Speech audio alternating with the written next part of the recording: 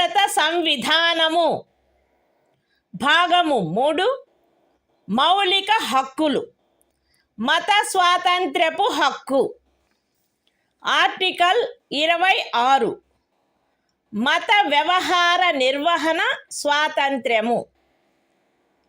ప్రజాశాంతికి, నైతికతకు మరియు ఆరోగ్యమునకు అత్యధీనమై ప్రతి మత శాఖ లేక అందలి ఏ ఉపశాఖైనను ఈ క్రింది హక్కును కలిగియుండును: మత మరియు ధార్మిక ప్రయోజనముల కొరకు సంస్థలను స్థాపించుట మరియు పోషించుట, మత విషయములలో స్వీయ వ్యవహారములను నిర్వహించుకొనుట, స్థిరాస్తిని మరియు చరాస్తిని కలిగియుండుట మరియు ఆర్జించుట, మరియు అట్టి ఆస్తిని శాసనమును అనుసరించి నిర్వహించుట.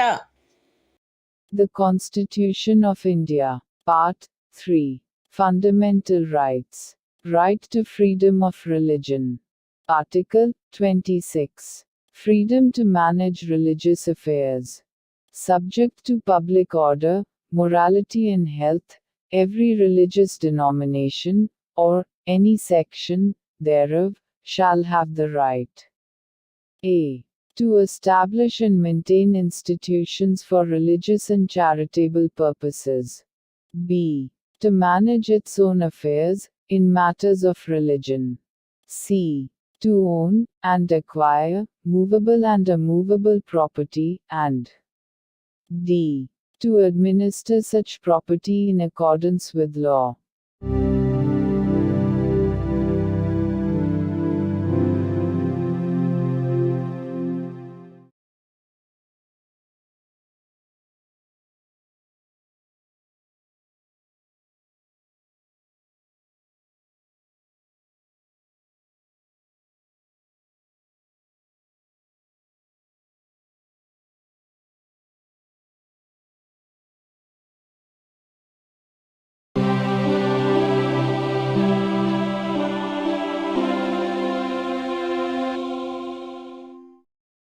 భారత సంవిధానము భాగము 3 మౌలిక హక్కులు.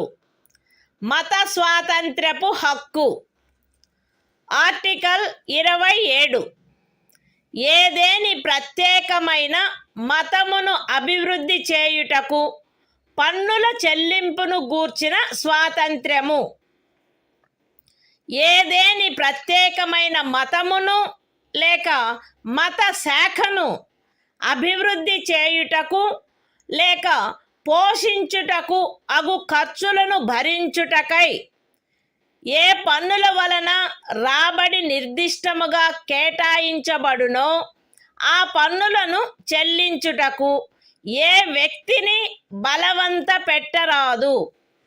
The Constitution of India, Part 3, Fundamental Rights. Right to freedom of religion. Article 27. Freedom as to payment of taxes for promotion of any particular religion. No person shall be compelled to pay any taxes, the proceeds of which are specifically appropriated in payment of expenses for the promotion or maintenance of any particular religion or religious denomination.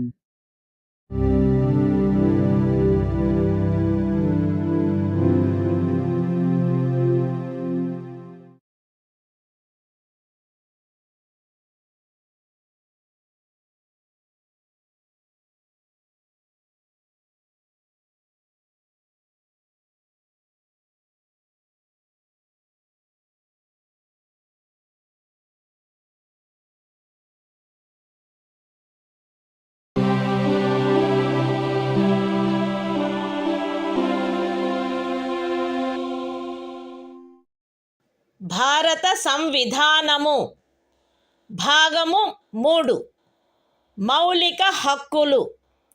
మత స్వాతంత్ర్యపు హక్కు.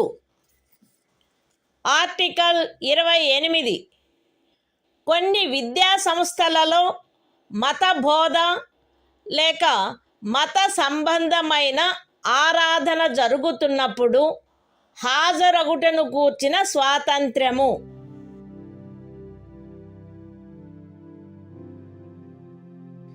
రాజ్య నిధుల నుండి సంపూర్ణముగా పోషింపబడుచున్న ఏ విద్యా సంస్థలోనూ ఎట్టి మత బోధనకైనను ఏర్పాటు చేయరాదు. ఖండము 1లో ఉన్నదేదియు రాజ్యముచే నిర్వహింపబడుచుండి మతబోధ జరగవలెనని ఆపేక్షించు ధర్మాదాయము లేక ట్రస్ట్ కింద స్థాపించబడిన ఏ విద్యా సంస్థకును వర్తించరాదు.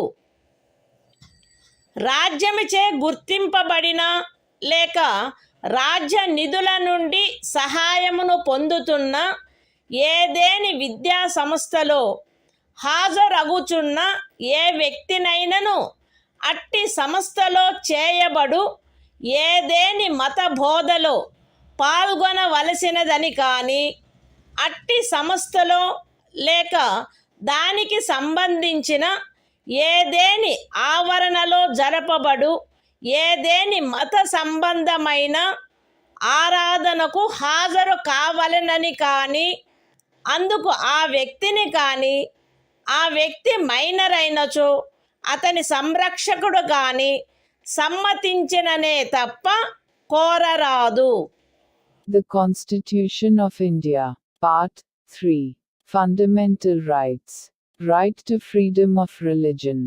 Article 28. Freedom is to attendance at religious instruction, or religious worship, in certain educational institutions. 1. No religious instruction shall be provided in any educational institution, wholly maintained out of state funds. 2. Nothing in Clause 1 shall apply to an educational institution, which is administered by the state, but has been established under any endowment or trust, which requires that religious instruction shall be imparted in such institution. 3. No person attending any educational institution recognized by the state, or receiving aid out of state funds, shall be required to take part in any religious instruction that may be imparted in such institution, or to attend any religious worship that may be conducted in such institution or in any premises attached thereto, unless such person or, if such person is a minor, his guardian has given his consent thereto.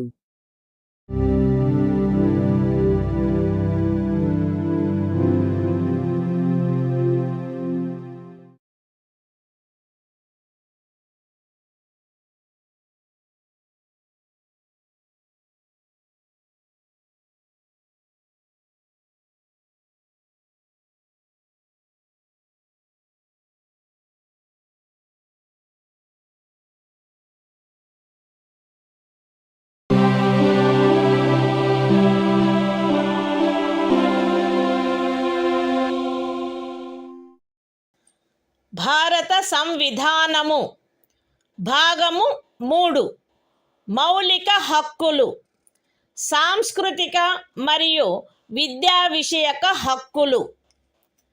Article 29 అల్పసంఖ్యాక వర్గముల యొక్క హితముల రక్షణ.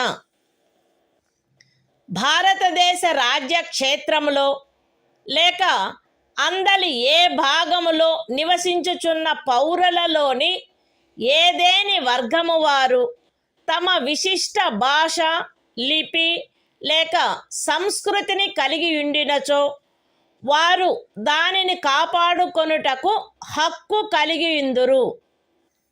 రాజ్యముచే పోషింపబడుచున్న లేక రాజ్య నిధుల నుండి సహాయము పొందుచున్న ఏ విద్యా సంస్థలోనైనను కేవలము మతము, జాతి, కులము, భాష కారణములను బట్టి కానీ వాటిలో దేనిని బట్టి కానీ ఏ పౌరునికైనను ప్రవేశము నిరాకరించబడరాదు. The Constitution of India. Part 3. Fundamental Rights. Cultural and Educational Rights. Article 29. Protection of interests of minorities.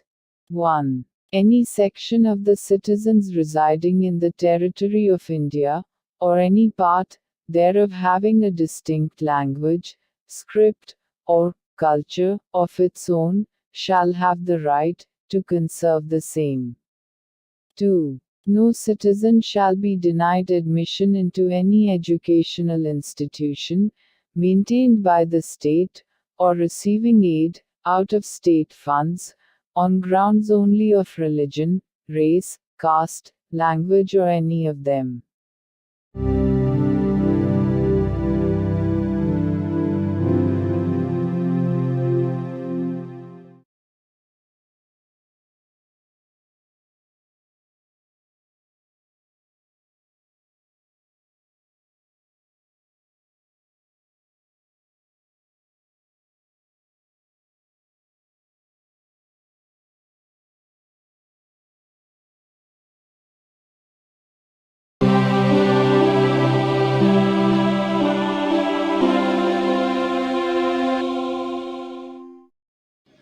భారత సంవిధానము భాగము 3 మౌలిక హక్కులు సాంస్కృతిక మరియు విద్యా విషయక హక్కులు ఆర్టికల్ 30 విద్యా సంస్థలను స్థాపించుటకు మరియు నిర్వహించుటకు అల్పసంఖ్యాక వర్గములకు గల హక్కు మత ప్రాతిపదికపై కానీ భాషా ప్రాతిపదికపై కానీ ఏర్పడిన అల్పసంఖ్యాక వర్గముల వారందరూ తమకు అభీష్టమైన విద్యా సంస్థలను స్థాపించుకొనుటకును నిర్వహించుకొనుటకును హక్కు కలిగియుందురు.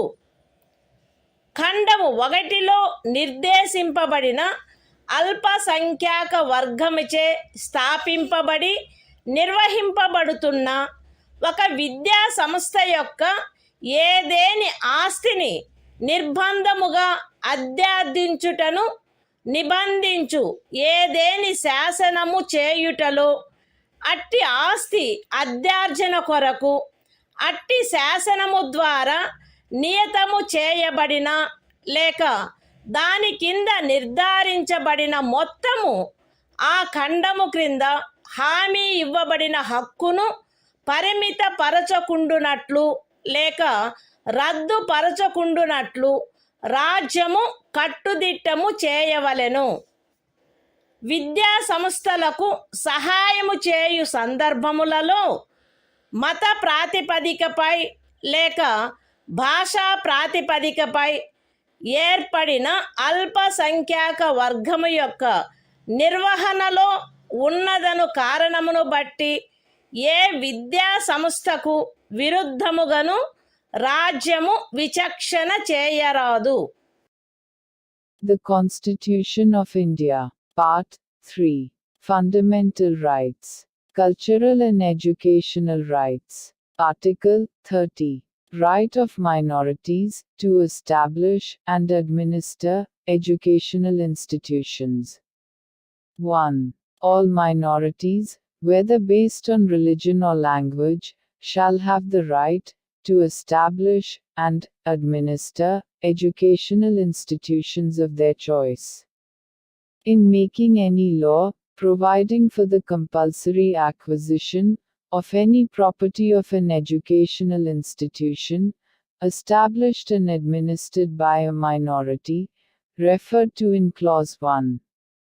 The state shall ensure that the amount fixed by or determined under such law, for the acquisition of such property, is such, as would not restrict or abrogate, the right guaranteed under that clause.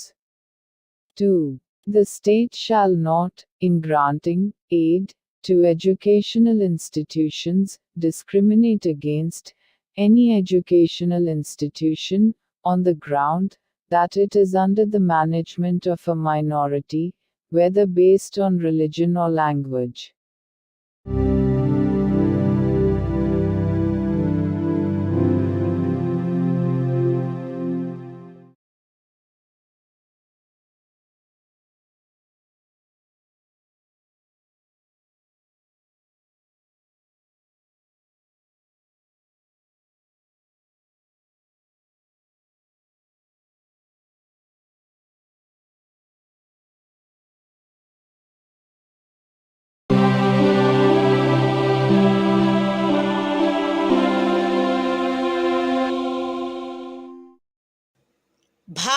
సంవిధానము.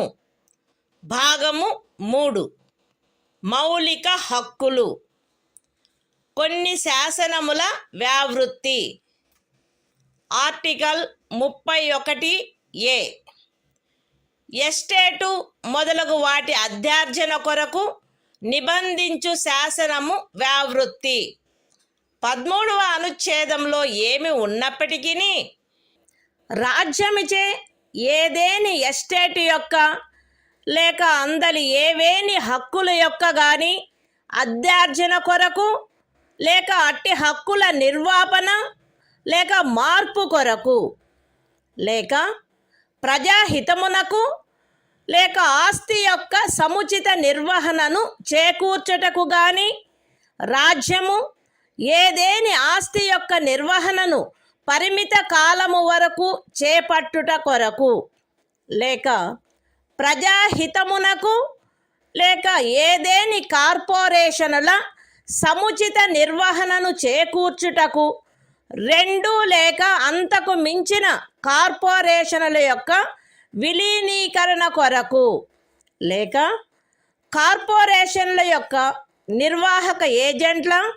కార్యదర్శుల మరియు కోశాధికారుల, managing డైరెక్టర్ల, ఆదేశకుల లేక నిర్వాహకుల హక్కులను లేక కార్పొరేషన్ల యొక్క వాటాదారుల voting హక్కులను నిర్వాపన చేయుట కొరకు లేక మార్పు చేయుట కొరకు లేక ఏదేని ఖనిజముకైన కౌలు లేక ఖనిజ తైలమును వెతుకుటకైనా లేక వెలికి తీయుటకైనా ఖరారు, కౌలు లేక లైసెన్సును బట్టి ప్రాప్తించు ఏవేని హక్కులను నిర్వాపన చేయుట కొరకు లేక మార్పు చేయుట కొరకు లేక అట్టి ఖరారు, కౌలు లేక లైసెన్సును సమయాత్పూర్వమే సమాప్తము చేయుట కొరకు లేక రద్దు చేయుట కొరకు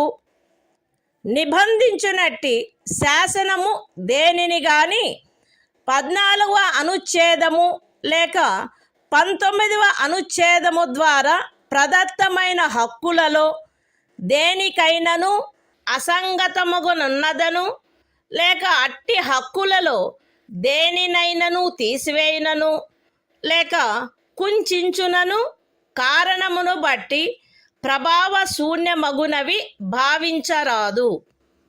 అయితే అట్టి శాసనము ఒక రాజ్య శాసన మండలిచే చేయబడినదైన ఎడల రాష్ట్రపతి పర్యాలోచన కొరకై ప్రత్యేకింపబడి ఆయన అనుమతిని పొందిననే తప్ప ఈ అనుచ్ఛేదము యొక్క నిబంధనలు దానికి వర్తించవు.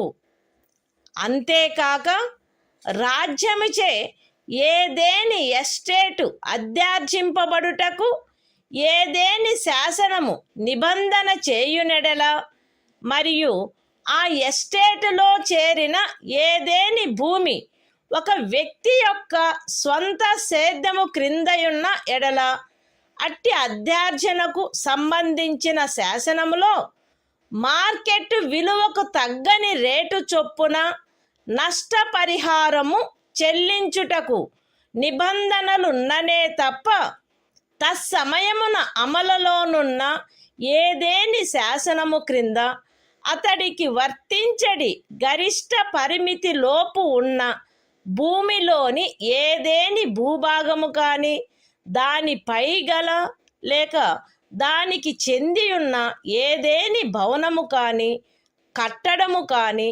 రాజ్యముచే అధ్యార్జింపబడుట శాసన సమ్మతము కాదు. ఈ అనుచ్ఛేదములో ఏదేని స్థానిక ప్రాంతము విషయమున ఎస్టేటు అను పదము ఆ ప్రాంతమునందు అమలులోనున్న భూమి కౌళ్లకు సంబంధించి అస్తిత్వంలోనున్న శాసనములో ఆ పదమునకు గాని స్థానీయ తుల్య పదమునకు గాని ఏ అర్థము కలదో ఆ అర్థమునే కలిగియుండును మరియు అందు ఈ క్రిందివి కూడా చేరియుండును. ఏదేని జాగీరు, ఇనాం లేక మౌఫీ లేక ఇతరమైన తాదృశ అనుదానము మరియు తమిళనాడు కేరళ రాజ్యములలో ఏదేని జన్మం హక్కు రైతువారీ సెటిల్మెంట్ కింద కలిగి ఉన్న ఏదేని భూమి బంజరు భూమి అటవీ భూమి పచ్చిక బయళ్ళ భూమి లేక కర్షకులు లేక వ్యవసాయ కూలీలు మరియు చేతి వృత్తుల వారు ఆక్రమించుకొనిన భవనములు మరియు ఇతర కట్టడములు ఉన్న స్థలములతో సహా వ్యవసాయ లేక తత్సహాయక ప్రయోజనముల కొరకు ఎవరేని కలిగియున్న లేక ఎవరికేని కౌలుకు ఇవ్వబడిన ఏదేని భూమి ఎస్టేట్ విషయమున హక్కులు అను పదమునందు ప్రొప్రైటరు సబ్ ప్రొప్రైటరు అపర ప్రొప్రైటరు ధారణాధికారి రైతు లేక రైతు కింది రైతు లేక ఇతర మధ్యస్థుని యందు నిహితమయ్యుండు ఏవైనా హక్కులు మరియు భూమి శిస్తును గూర్చిన ఏవైనా హక్కులు లేక విశేషాధికారములు చేరియుండును. The Constitution of India, Part 3, Fundamental Rights, Saving of Certain Laws. Article 31A. Saving of laws providing for acquisition of estates, etc. Notwithstanding anything contained in Article 13, no law providing for the acquisition by the state of any estate or of any rights therein, or the extinguishment or modification of any such rights, or the taking over of the management of any property by the state, for a limited period, either in the public interest, or in order to secure the proper management of the property, or the amalgamation of two or more corporations, either in the public interest, or in order to secure the proper management of any of the corporations, or the extinguishment or modification of any rights of managing agents, secretaries and treasurers, managing directors, or managers of corporations, or of any voting rights of shareholders thereof, or the extinguishment or modification of any rights accruing by virtue of any agreement, lease or license for the purpose of searching for, or winning, any mineral or mineral oil, or the premature termination or cancellation of any such agreement, lease or license, shall be deemed to be void on the ground that it is inconsistent with, or takes away or abridges, any of the rights conferred by Article 14 or Article 19.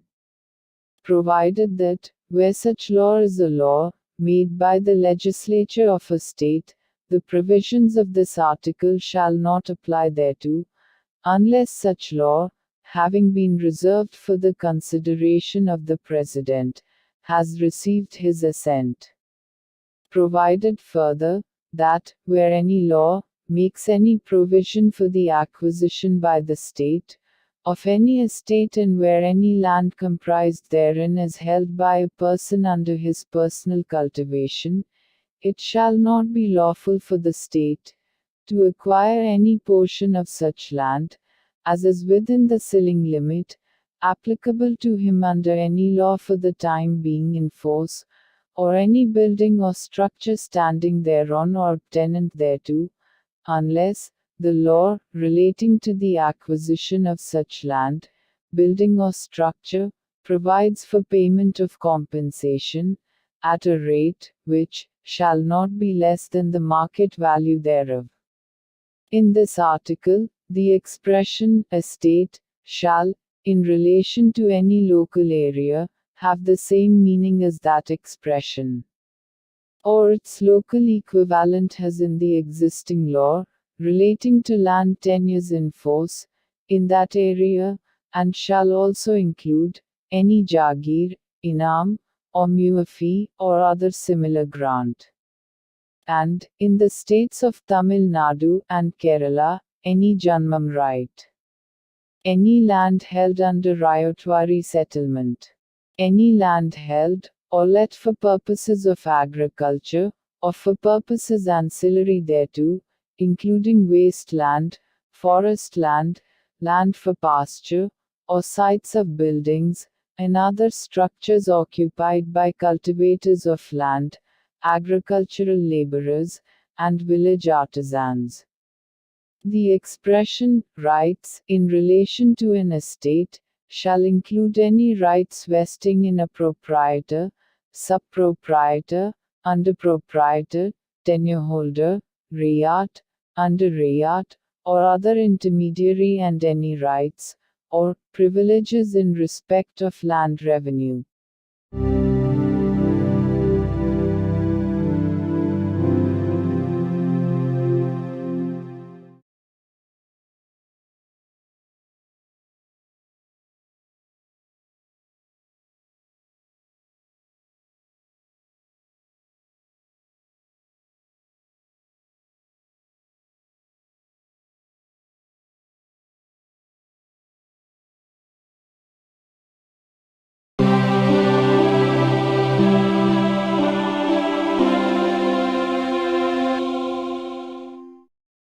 భారత సంవిధానము భాగము 3 మౌలిక హక్కులు.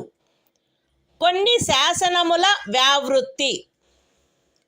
Article 31 కొన్ని చట్టములకు మరియు వినిమయములకు శాసనిక మాన్యత కలగజేయుట.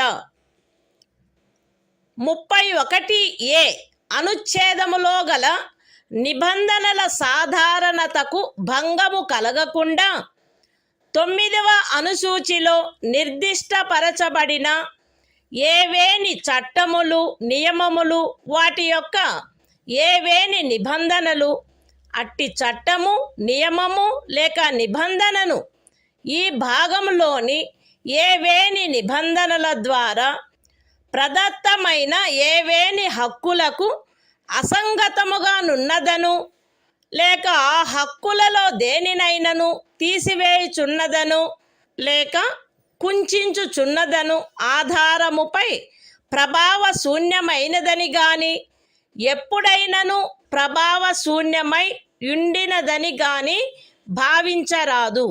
మరియు ఏదేని న్యాయస్థానము లేక tribunal యొక్క ఏదేని తీర్పు, డిక్రీ లేక ఉత్తర్వు దానికి విరుద్ధముగా నున్నప్పటికీ సదరు ప్రతి చట్టము మరియు నియమము దాని రద్దు లేక సవరణ చేయుటకు ఏదేని సమర్థ శాసన మండలికి గల అధికారమునకు అత్యధీనమై అమలునందు కొనసాగవలెను.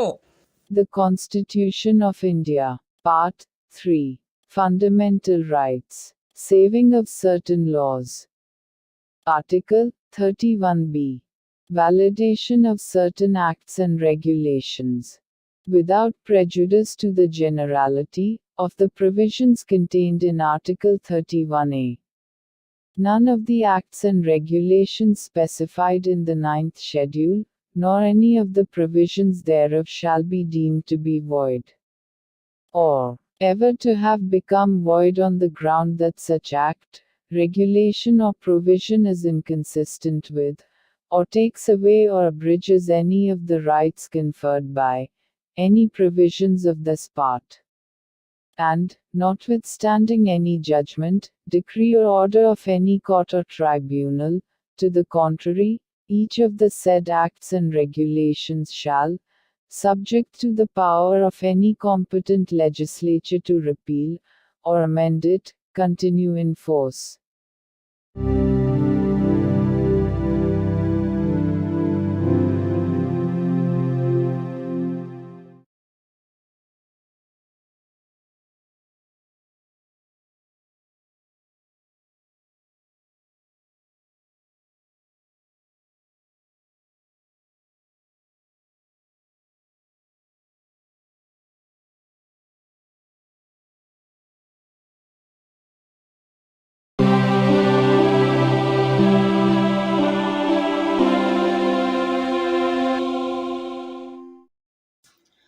భారత సంవిధానము భాగము 3 మౌలిక హక్కులు.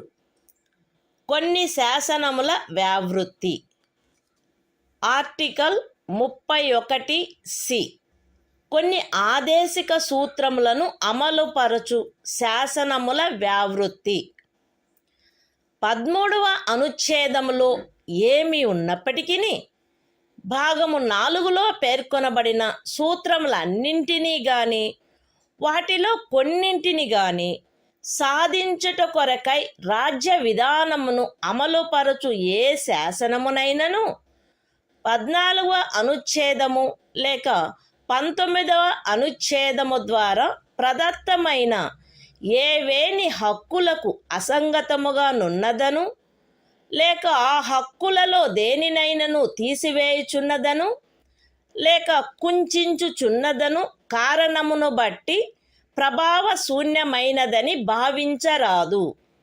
మరియు ఆ శాసనమందు అది అట్టి విధానమును అమలుపరచుట కొరకైనదను ప్రఖ్యానమున్నచో అది అట్టి విధానమును అమలుపరచదను కారణమును బట్టి ఏ న్యాయస్థానములోనూ ప్రష్టవ్యము కారాదు. అయితే అట్టి శాసనము రాజ్య శాసన మండలిచే చేయబడిన ఎడల రాష్ట్రపతి పర్యాలోచన కొరకై ప్రత్యేకింపబడి ఆయన అనుమతిని పొందిననే తప్ప దానికి ఈ అనుచ్ఛేదము యొక్క నిబంధనలు వర్తించవు. The Constitution of India, Part 3. Fundamental Rights. Saving of certain laws. Article 31(c).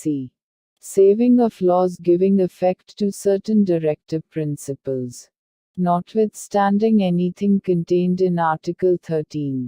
No law giving effect to the policy of the state towards securing all or any of the principles laid down in Part 4 shall be deemed to be void, on the ground that it is inconsistent with, or takes away or abridges any of the rights conferred by Article 14 or Article 19.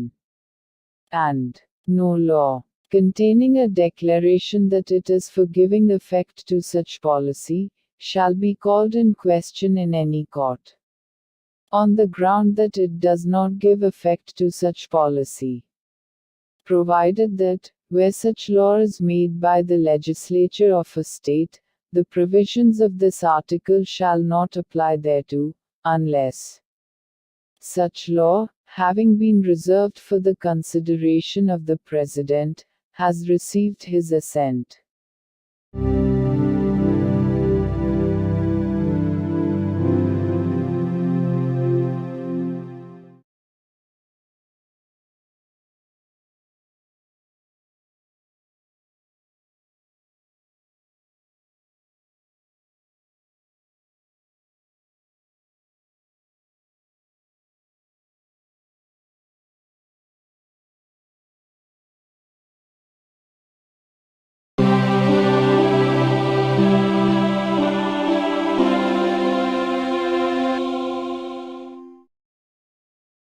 భారత సంవిధానము భాగము 3 మౌలిక హక్కులు.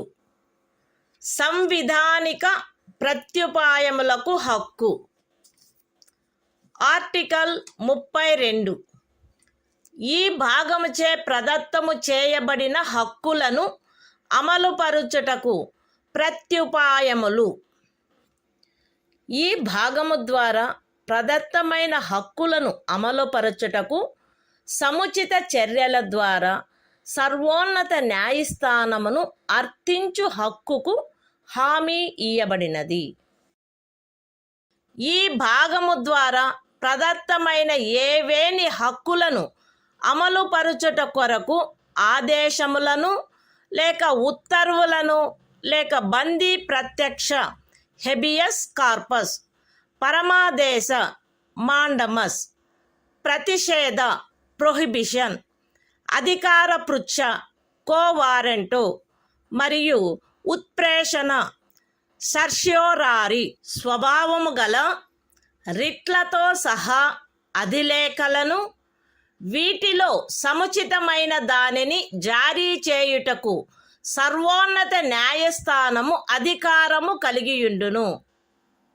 ఖండములు 1 మరియు 2 ద్వారా సర్వోన్నత న్యాయస్థానమునకు ప్రదత్తమైన అధికారములకు భంగము కలగకుండా ఖండము 2 క్రింద సర్వోన్నత న్యాయస్థానముచే వినియోగింపబడదగు అధికారముల అన్నిటినీ కానీ వాటిలో దేనినైనను కానీ ఏదేని ఇతర న్యాయస్థానమునకు దాని అధికారిత యొక్క స్థానిక హద్దులలో వినియోగించు అధికారమును శాసనము ద్వారా పార్లమెంటు వసగవచ్చును. ఈ అనుచ్ఛేదముచే హామీ ఇయ్యబడిన హక్కు ఈ సంవిధానముచే అన్యదా నిబంధింపబడినట్లు తప్ప suspend చేయబడరాదు. The Constitution of India, Part 3. Fundamental Rights. Right to constitutional remedies. Article 32. Remedies for enforcement of rights conferred by this part. 1. The right to move the Supreme Court, by appropriate proceedings for the enforcement of the rights conferred by this part, is guaranteed. 2. The Supreme Court shall have power to issue directions or orders, or writs, including writs in the nature of habeas corpus, mandamus, prohibition, quo warranto and certiorari, whichever may be appropriate, for the enforcement of any of the rights conferred by this part. 3. Without prejudice to the powers conferred on the Supreme Court, by clauses 1 and 2. Parliament may by law empower any other court to exercise within the local limits of its jurisdiction all or any of the powers exercisable by the Supreme Court under clause 2. 4. The right guaranteed by this article shall not be suspended, except as otherwise provided for by this Constitution.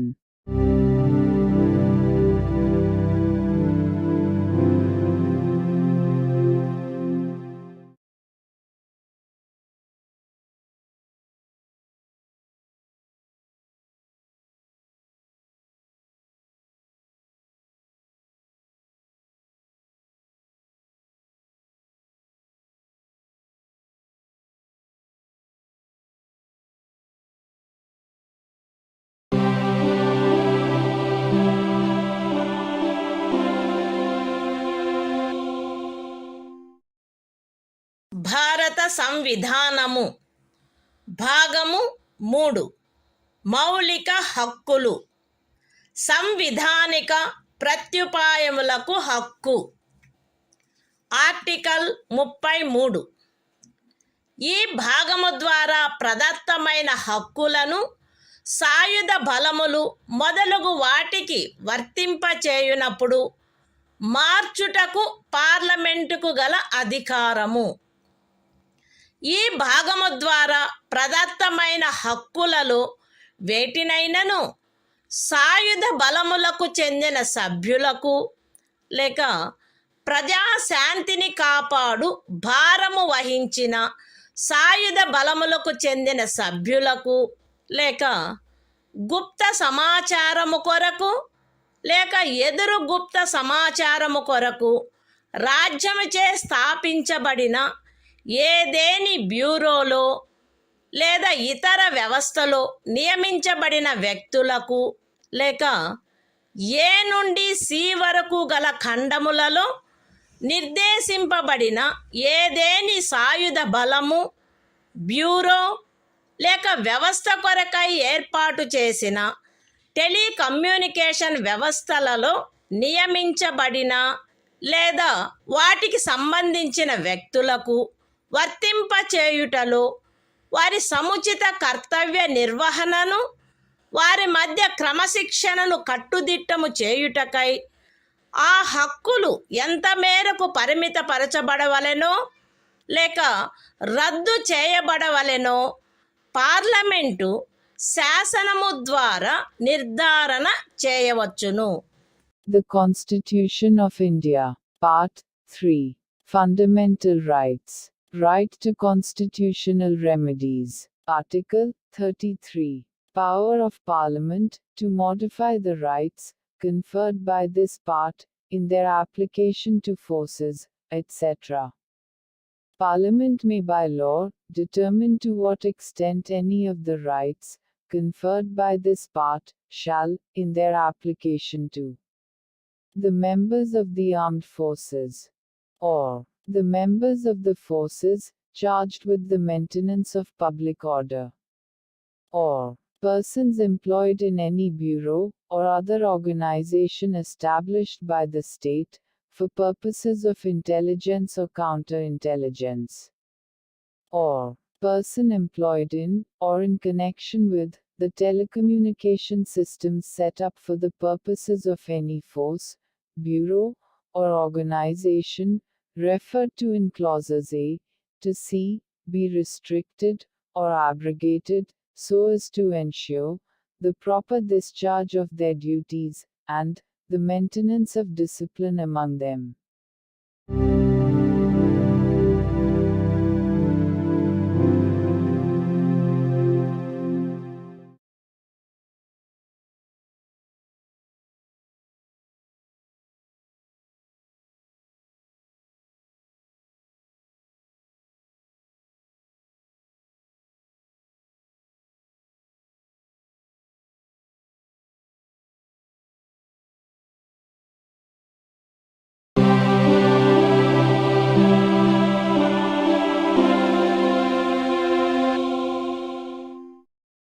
భారత సంవిధానము భాగము 3 మౌలిక హక్కులు.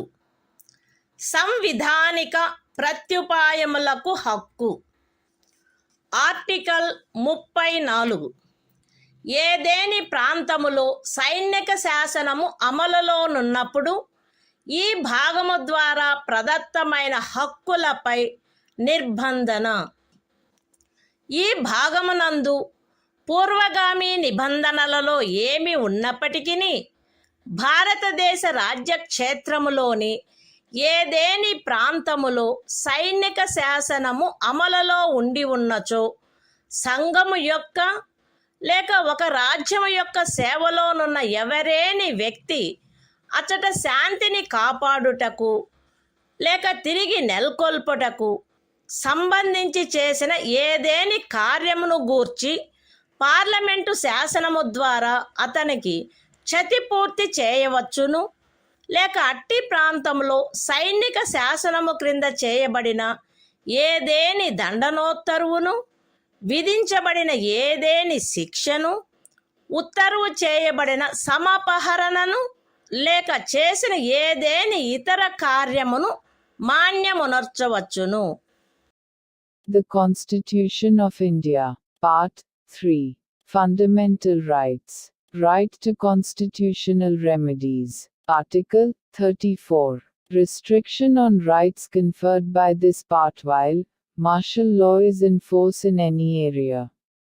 Notwithstanding anything in the foregoing provisions of this part, Parliament may, by law, indemnify any person, in the service of the Union, or of a state, or any other person, in respect of any act done by him, in connection with the maintenance or restoration of order, in any area within the territory of India, where martial law was in force, or validate any sentence passed, punishment inflicted, forfeiture ordered, or other act done under martial law in such area.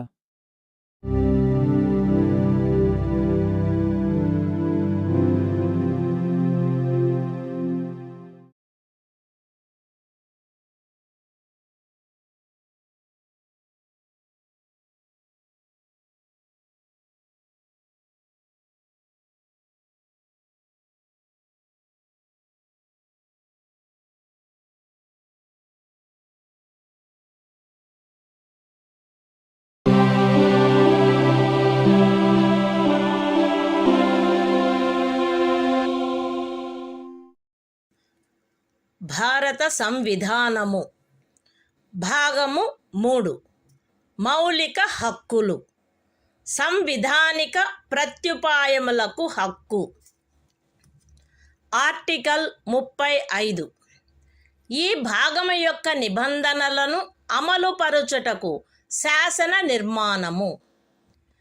ఈ సంవిధానమునందేమున్నప్పటికీ 16వ అనుచ్ఛేదము యొక్క ఖండము 3, 32వ అనుచ్ఛేదము యొక్క ఖండము 3, 33వ మరియు 34వ అనుచ్ఛేదముల క్రింద parliament చేయు శాసనము ద్వారా నిబంధింపబడదగిన విషయములలో దేనిని గూర్చి అయినను శాసనములను చేయుటకు మరియు ఈ భాగము క్రింద అపరాధములుగా ప్రఖ్యానించబడిన కార్యములకు శిక్షను విహితము చేయుట కొరకైన శాసనములను చేయుటకు పార్లమెంటు అధికారము కలిగియుండును.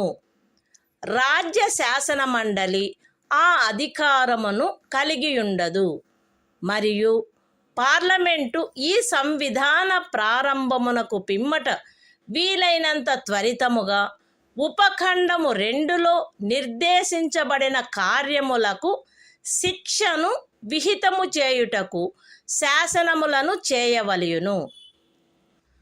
ఖండము ఏ యొక్క ఉపఖండము 1లో నిర్దేశింపబడిన ఏదేని విషయమును గూర్చినదైనా లేక ఆ ఖండము యొక్క ఉపఖండము 2లో నిర్దేశించబడిన కార్యమునకు దేనికైనను శిక్షను నిబంధించునదై ఈ సంవిధాన ప్రారంభమునకు అవ్యవహిత పూర్వము భారతదేశ రాజ్య క్షేత్రమునందు అమలులోనున్న ఏదేని శాసనము అందలి నిబంధనలకును 372వ అనుచ్ఛేదము క్రింద దాని యందు చేయబడు అనుకూలానుసరణకును మరియు మార్పులకును అత్యధీనమై పార్లమెంటుచే మార్పు లేక రద్దు లేక సవరణ చేయబడు వరకు అమలునందు కొనసాగవలెను.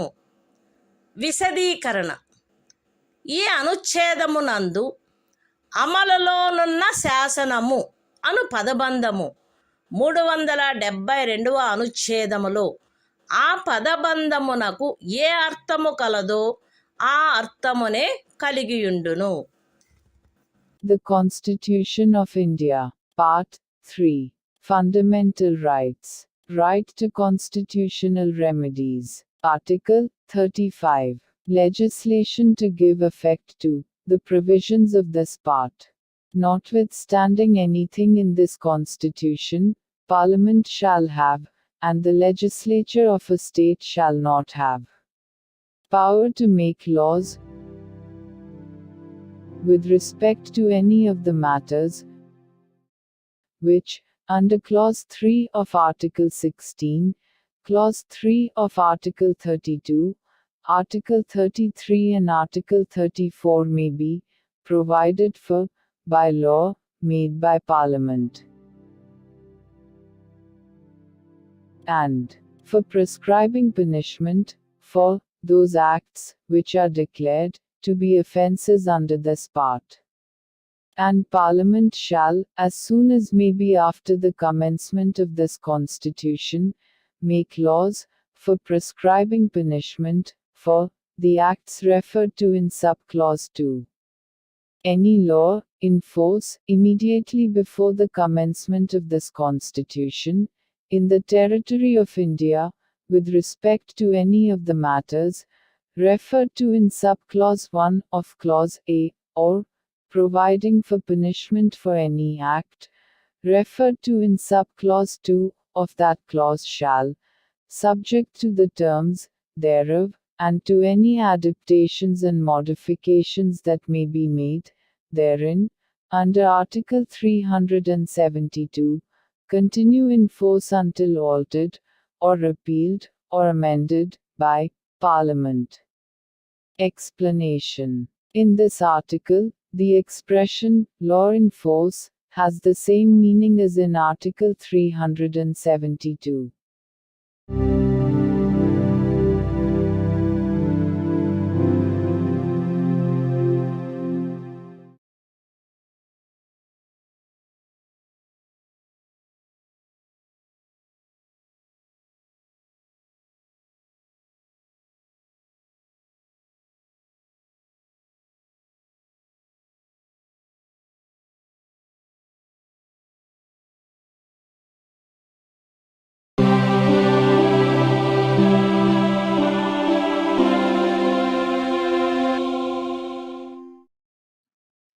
భారత సంవిధానము భాగము 4 రాజ్య విధానము యొక్క ఆదేశిక సూత్రములు. ఆర్టికల్ 36. ఈ భాగములో సందర్భము అన్యదా అపేక్షించననే తప్ప రాజ్యము అను పదము భాగము 3లో ఆ పదమునకు ఏ అర్థము కలదో ఆ అర్థమునే కలిగియుండును. The Constitution of India, Part 4. Directive Principles of State Policy. Article 36. Definition. In this part, unless the context otherwise requires, the state has the same meaning as in Part 3.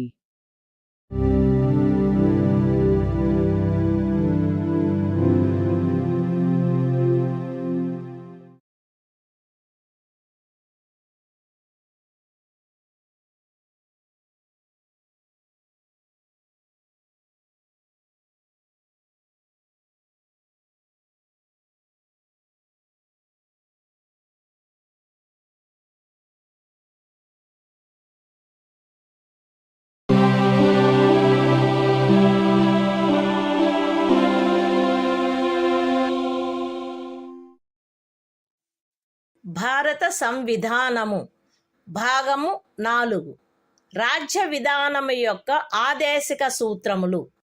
Article 37. ఈ భాగములో గల సూత్రముల వర్తింపు.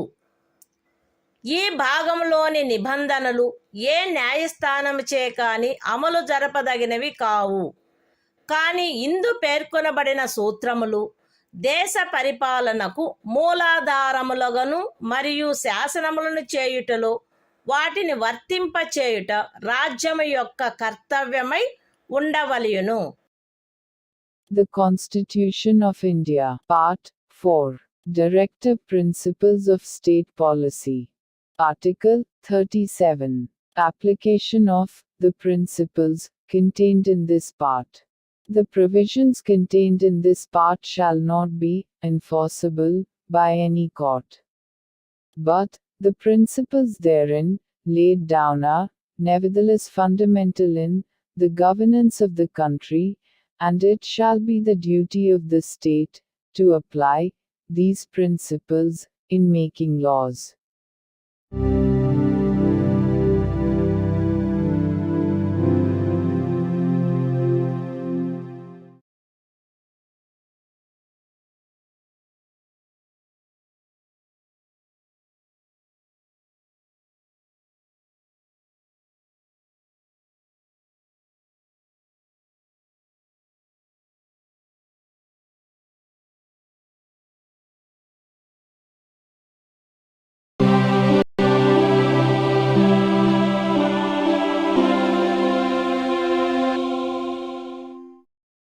భారత సంవిధానము భాగము 4 రాజ్య విధానము యొక్క ఆదేశిక సూత్రములు.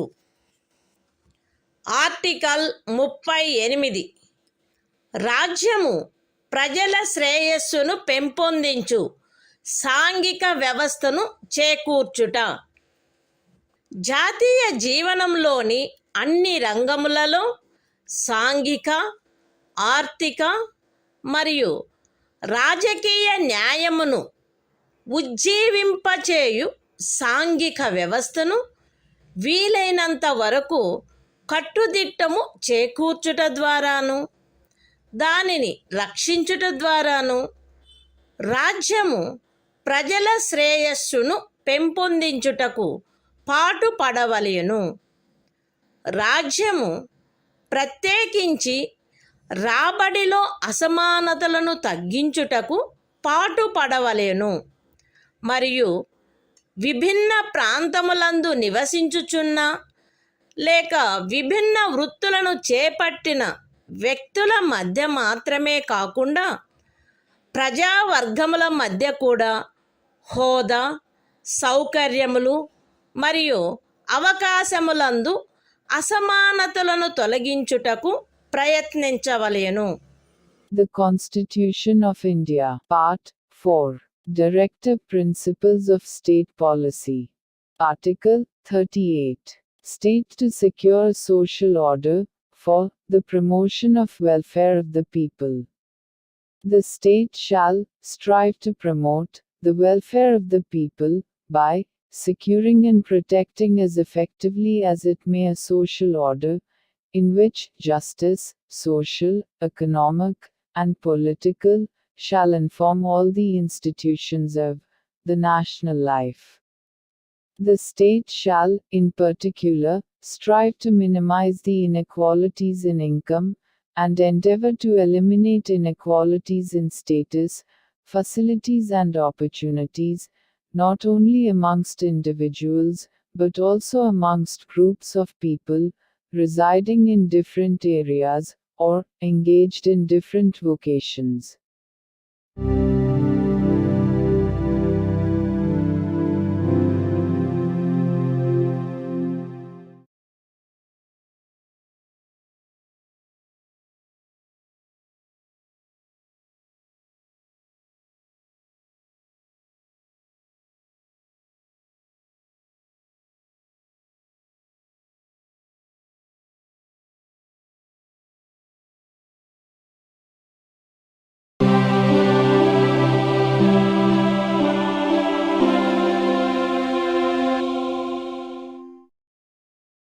భారత సంవిధానము భాగము 4 రాజ్య విధానము యొక్క ఆదేశిక సూత్రములు. ఆర్టికల్ 39 రాజ్యము అనుసరించవలసిన కొన్ని విధాన సూత్రములు. రాజ్యము ఈ క్రింది వాటిని చేకూర్చుటకై ప్రత్యేకించి తన విధానమును రూపొందించవలెను. అవేవనగా స్త్రీ పురుష భేదము లేకుండా పౌరులు తగిన జీవనోపాధి సాధనములకు హక్కు కలిగియుండుట, జనులందరి ఉమ్మడి మేలును అత్యుత్తముగా సమకూర్చునట్లు సమాజపు భౌతిక వనరుల సామ్యమును మరియు నియంత్రణను పంపిణీ చేయుట, ఆర్థిక వ్యవస్థ యొక్క ప్రవృత్తి వలన జనసామాన్యమునకు హానికరమగునట్లుగా ఐశ్వర్యము, ఉత్పాదన సాధనములు కేంద్రీకృతము కాకుండుట, స్త్రీ పురుషులు ఉభయులకు సమానమైన పనికి సమానమైన వేతనము లభించుట, స్త్రీ పురుష కార్మికుల ఆరోగ్యము, శరీర దారుఢ్యము మరియు పిల్లల సుకుమారత్వము దురుపయోగము చేయబడుకుండుట మరియు పౌరుల ఆర్థికావశ్యకత వలన తమ వయస్సునకు లేక శరీర దారుఢ్యమునకు సరిపడని పనులలో చేరుటకు బలవంత పెట్టకుండుట, పిల్లలకు ఆరోగ్యకరమైన రీతిలో గౌరవప్రదమైన మరియు స్వేచ్ఛాయుతమైన పరిస్థితులలో అభివృద్ధి చెందు అవకాశములను మరియు సౌకర్యములను కల్పించుట మరియు బాల్య యవనములను శోషణ నుండి మరియు నైతిక మరియు భౌతిక పరిత్యజనము నుండి కాపాడుట. The Constitution of India, Part 4, Directive Principles of State Policy. Article 39. Certain principles of policy to be followed by the state. The state shall, in particular, direct its policy towards securing a. that the citizens, men and women equally, have the right to an adequate means of livelihood. b. that the ownership and control of the material resources of the community are so distributed as best to subserve the common good. c. that the operation of the economic system does not result in the concentration of wealth and means of production to the common detriment. d. that there is equal pay for equal work for both men and women. a. that the health and strength of workers, men and women, and the tender age of children are not abused, and that citizens are not forced by economic necessity to enter avocations unsuited to their age or strength. F. That children are given opportunities and facilities to develop in a healthy manner and in conditions of freedom and dignity, and that childhood and youth are protected against exploitation and against moral and material abandonment.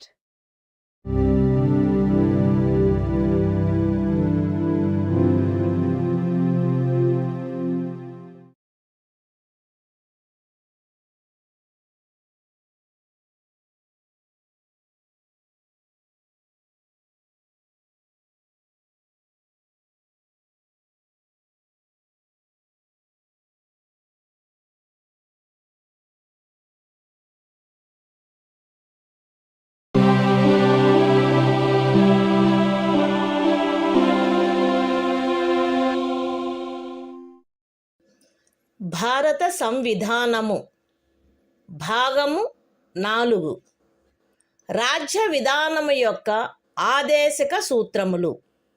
Article 39A సమాన న్యాయము, ఉచిత న్యాయవాద సహాయము. శాసన వ్యవస్థ ప్రవృత్తి సమానావకాశ ప్రాతిపదికపై న్యాయమును చేకూర్చు రీతిలో నిర్వహించబడినట్లు రాజ్యము కట్టుదిట్టము చేయవలెను.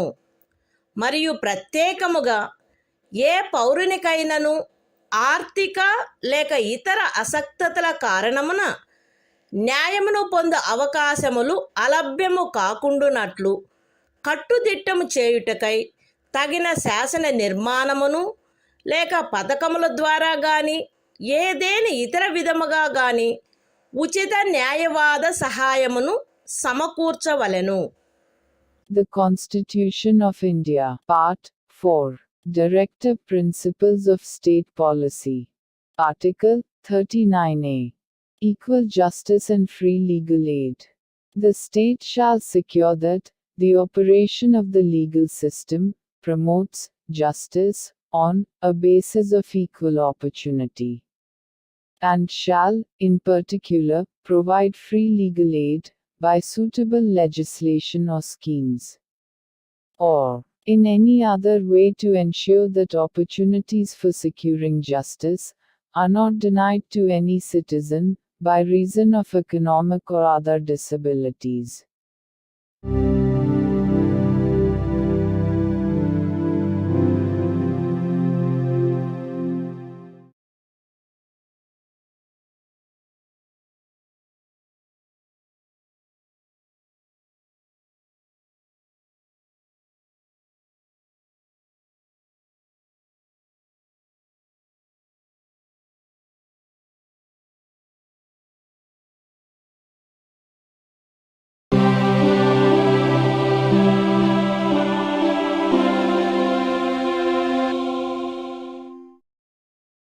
భారత సంవిధానము భాగము 4 రాజ్య విధానము యొక్క ఆదేశక సూత్రములు. ఆర్టికల్ 40 గ్రామ పంచాయతీల వ్యవస్థీకరణ. గ్రామ పంచాయతీలను వ్యవస్థీకరించి స్వపరిపాలనా యూనిట్లుగా అవి పనిచేయుటకు వాటికి ఆవశ్యకమగు అధికార ప్రాధికారముల నొసగుటకు రాజ్యము చర్యలను గైగొనవలెను. The Constitution of India, Part 4, Directive Principles of State Policy. Article 40. Organization of Village Panchayats. The state shall take steps to organize village panchayats, and endow them with such powers and authority as may be necessary to enable them to function as units of self-government.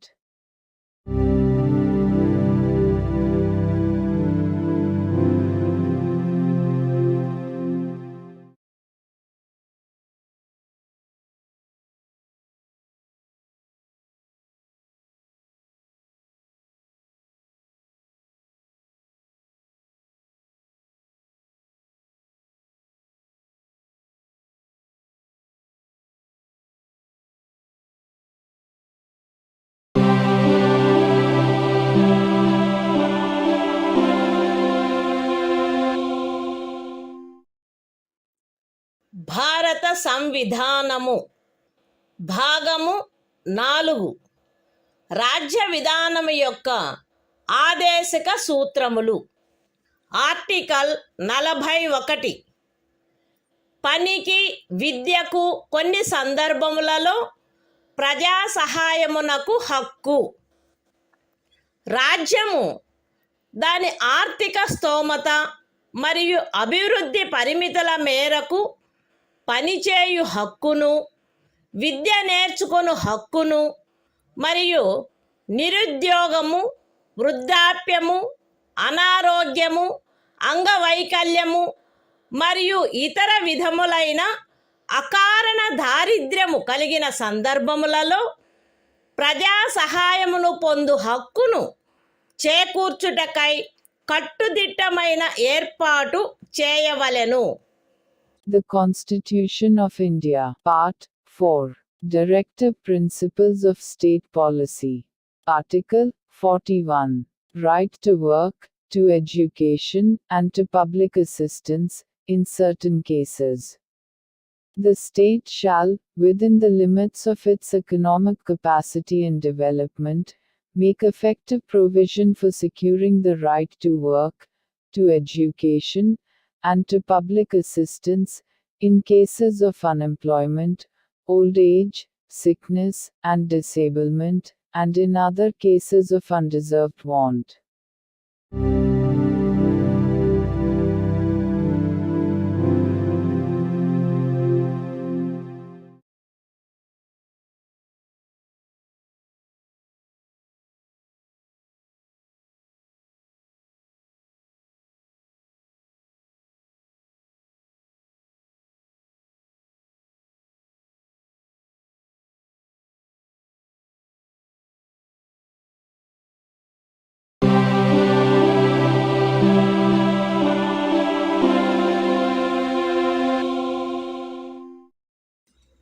భారత సంవిధానము భాగము 4 రాజ్య విధానము యొక్క ఆదేశక సూత్రములు.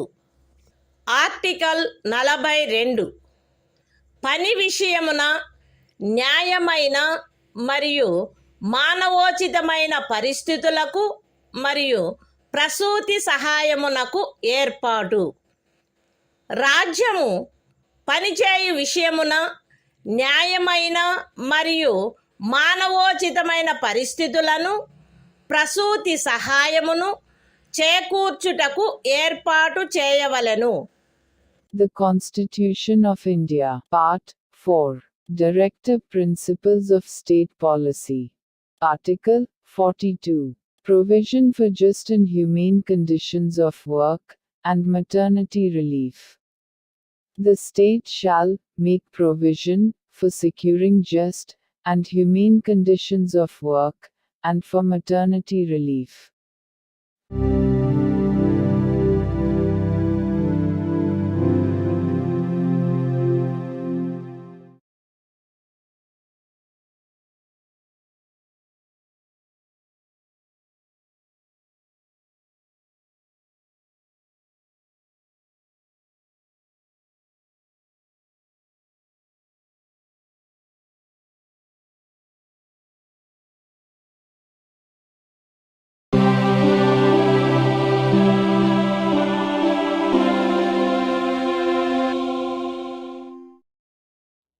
భారత సంవిధానము భాగము 4 రాజ్య విధానము యొక్క ఆదేశక సూత్రములు. ఆర్టికల్ 43 కార్మికులకు జీవన భృతి మొదలగునవి.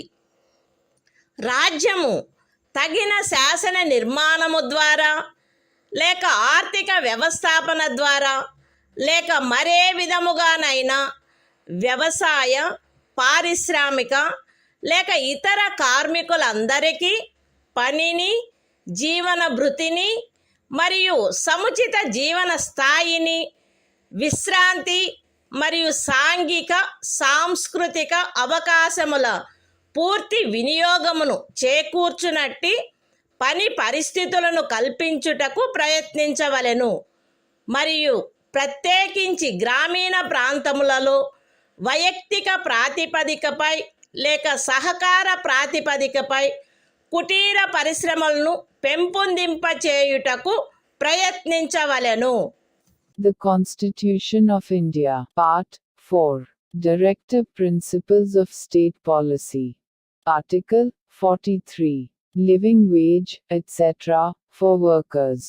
The state shall endeavor to secure, by suitable legislation, or economic organization or in any other way, to all workers, agricultural, industrial or otherwise, work, a living wage, conditions of work ensuring a decent standard of life, and full enjoyment of leisure, and social and cultural opportunities, and, in particular, the state shall endeavor to promote cottage industries, on an individual or cooperative basis, in rural areas.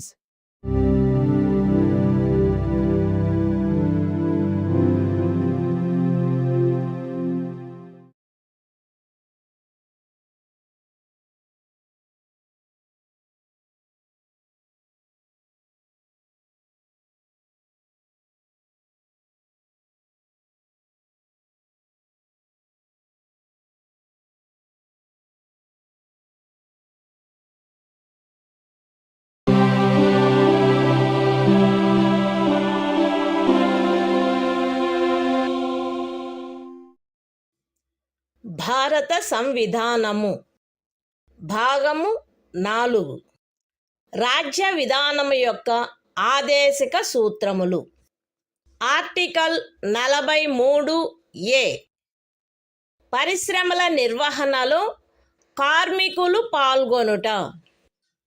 రాజ్యము తగిన శాసన నిర్మాణము ద్వారా లేక ఏదేని ఇతర విధముగా ఏదేని పరిశ్రమలో నిమగ్నమైన సంస్థల వ్యవస్థాపన లేక ఇతర వ్యవస్థల నిర్వహణలో కార్మికులు పాల్గొనున్నట్లు చర్యలు తీసుకొనవలెను.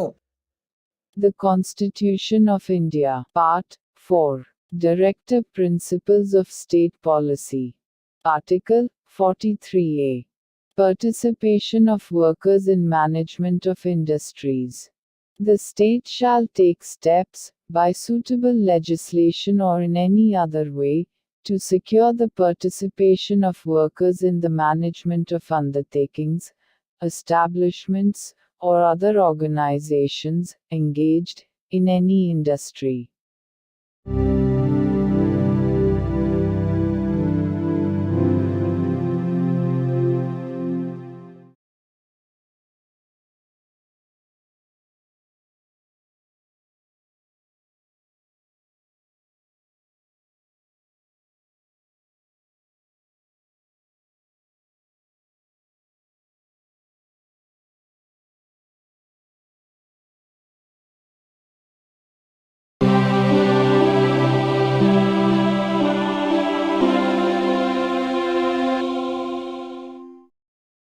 భారత సంవిధానము భాగము 4.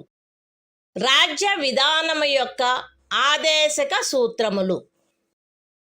Article 43B.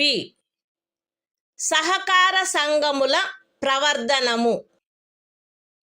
రాజ్యము సహకార సంఘములు స్వచ్ఛందముగా రూపొందించుటకు, స్వాయత్తముగా కృత్యములు నిర్వహించుటకు, ప్రజాస్వామ్య నియంత్రణ మరియు వృత్తిపరమై యాజమాన్యమును ప్రోత్సహించుటకు ప్రయత్నించవలెను. The Constitution of India, Part 4. Directive Principles of State Policy. Article 43B. Promotion of cooperative societies. The state shall endeavor to promote voluntary formation, autonomous functioning, democratic control and professional management of cooperative societies.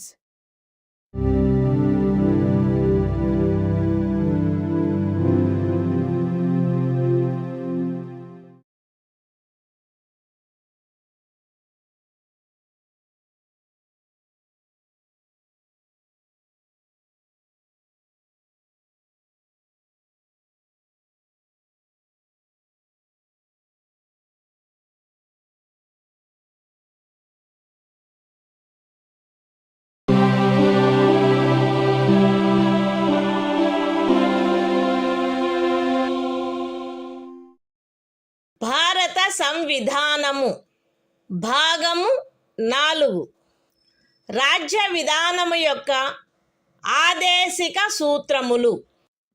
Article 44 పౌరులందరకు ఏకరూపమైన civil స్మృతి. భారతదేశ రాజ్య క్షేత్రమునంతటను పౌరులకు ఏకరూపమైన సివిల స్మృతిని చేకూర్చుటకు రాజ్యము ప్రయత్నించవలెను. The Constitution of India, Part 4, Directive Principles of State Policy. Article 44, Uniform Civil Code for the Citizens. The state shall endeavor to secure for the citizens a uniform civil code throughout the territory of India.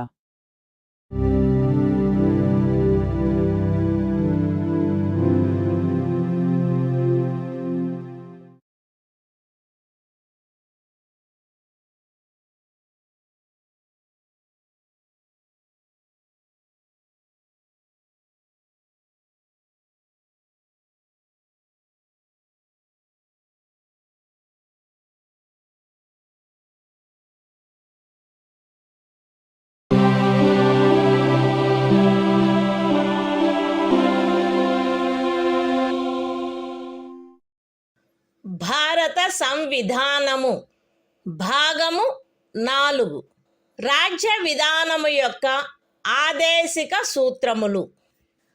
Article 45 6 సంవత్సరముల లోపు బాలలందరికీ బాల్య ప్రారంభంలో సంరక్షణ మరియు విద్యను ఏర్పాటు చేయుట. బాలలందరూ వారు 6 సంవత్సరముల వయస్సు పూర్తి చేయునంత వరకు వారికి బాల్య ప్రారంభంలో సంరక్షణ మరియు విద్యను ఏర్పాటు చేయుటకు రాజ్యము ప్రయత్నించవలెను. The Constitution of India, Part 4, Directive Principles of State Policy. Article 45, Provision for Early Childhood Care and Education to Children below the age of 6 years. The state shall endeavor to provide early childhood care and education for all children until they complete the age of 6 years.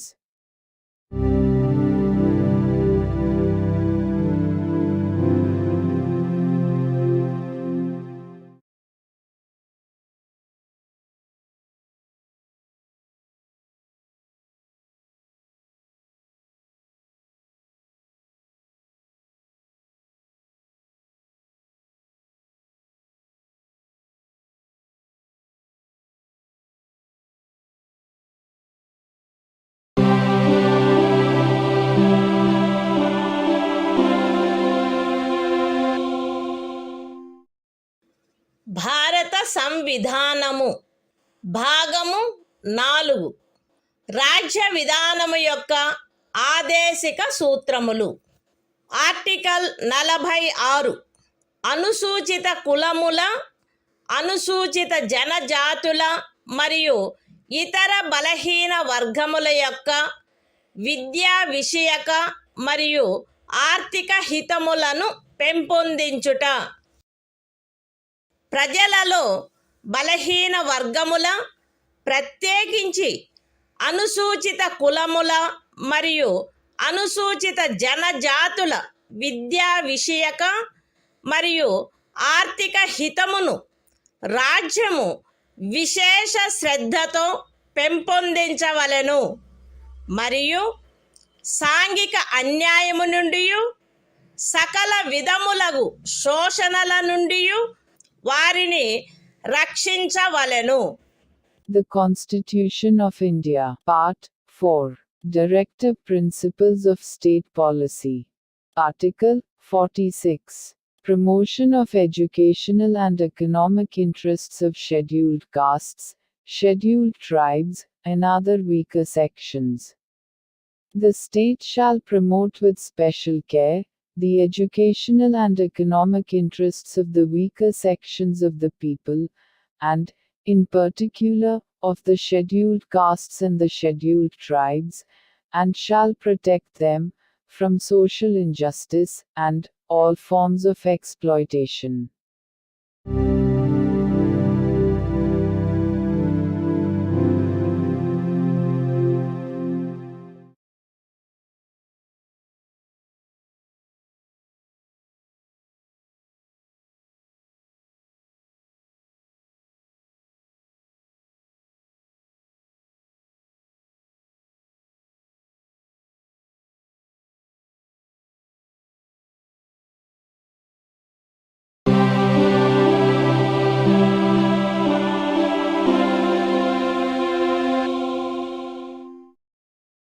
భారత సంవిధానము భాగము 4 రాజ్య విధానము యొక్క ఆదేశిక సూత్రములు.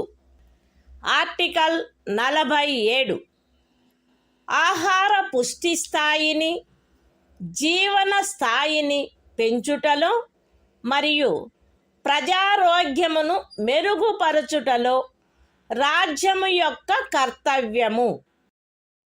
రాజ్యము ప్రజల ఆహార పుష్టి యొక్క స్థాయిని, జీవన స్థాయిని పెంచుట మరియు ప్రజారోగ్యమును మెరుగుపరుచుట తన ప్రాథమిక కర్తవ్యములలోనివిగా పరిగణించవలెను మరియు ప్రత్యేకించి వైద్య ప్రయోజనములకై తప్ప మద్యపానీయములను మరియు ఆరోగ్యమునకు భంగము కలిగించు ఔషధములను సేవించుటను నిషేధించుటకు రాజ్యము ప్రయత్నించవలెను.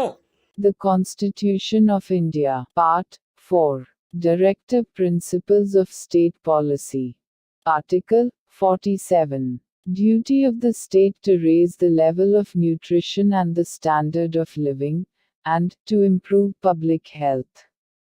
The state shall regard the raising of the level of nutrition and the standard of living of its people, and the improvement of public health, as among its primary duties, and, in particular, the state shall endeavor to bring about prohibition of the consumption, except for medicinal purposes, of intoxicating drinks and of drugs, which are injurious to health.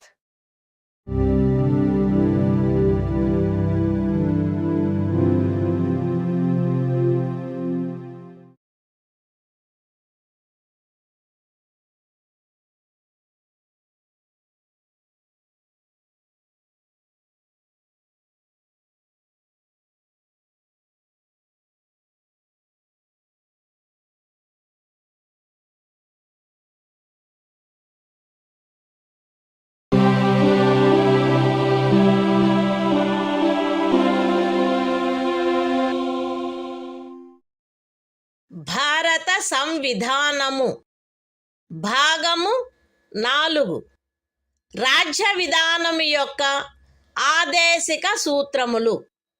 Article 48 వ్యవసాయ మరియు పశు సంవర్ధనము యొక్క వ్యవస్థీకరణ.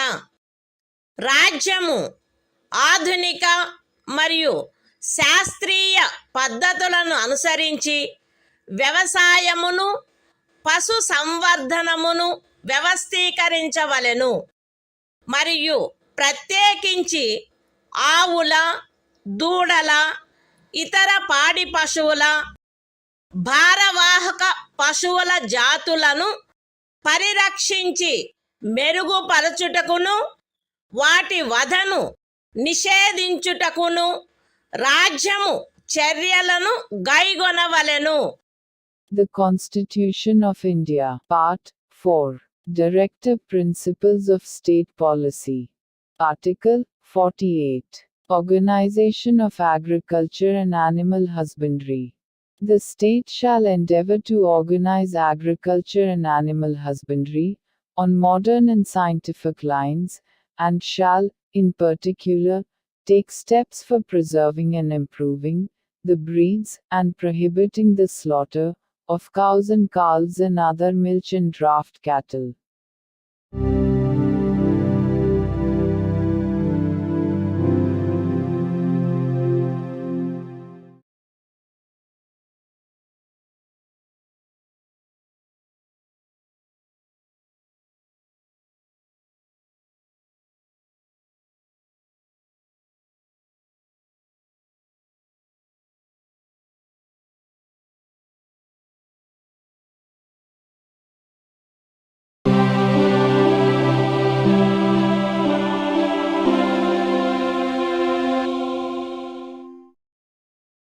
భారత సంవిధానము భాగము 4 రాజ్య విధానము యొక్క ఆదేశిక సూత్రములు. Article 48 ఏ పరిసరముల రక్షణ మరియు అభివృద్ధి మరియు అడవుల వన్యప్రాణుల సంరక్షణ. రాజ్యము పరిసరములను కాపాడి అభివృద్ధి చేయుటకును దేశములోని అడవులను వన్యప్రాణులను సంరక్షించుటకును ప్రయత్నించవలెను. The Constitution of India, Part 4, Directive Principles of State Policy. Article 48A. Protection and improvement of environment, and safeguarding of forests and wildlife. The state shall endeavor to protect and improve the environment, and to safeguard the forests and wildlife of the country.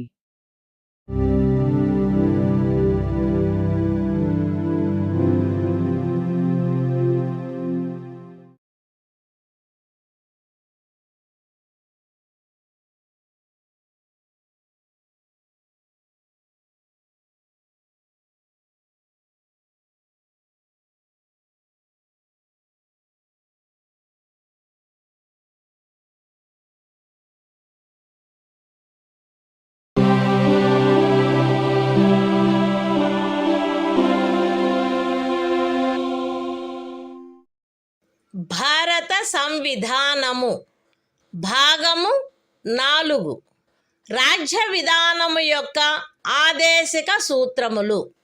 Article 49 జాతీయ ప్రాముఖ్యము గల స్మారక చిహ్నములను రక్షించుట. Parliament చేయబడిన శాసనము ద్వారా గాని లేదా దాని క్రింద గాని జాతీయ ప్రాముఖ్యము గలవని ప్రఖ్యానించబడిన కళాత్మక లేక ఐతిహాసిక ప్రయోజనము గల ప్రతి ఒక్క స్మారక చిహ్నమును లేక స్థలమును లేక వస్తువును సందర్భానుసారముగా కొల్లగొట్టుట, విరూపణము, వినాశనము, తొలగింపు, వ్యయనము లేక ఎగుమతి చేయుట నుండి రక్షించుట రాజ్యము యొక్క బాధ్యత అయ్యుండును. The Constitution of India, Part 4, Directive Principles of State Policy. Article 49. Protection of monuments and places and objects of national importance. It shall be the obligation of the state to protect every monument, or place, or object of artistic or historic interest, declared by or under law made by Parliament to be of national importance, from spoliation, disfigurement, destruction, removal, disposal or export, as the case may be.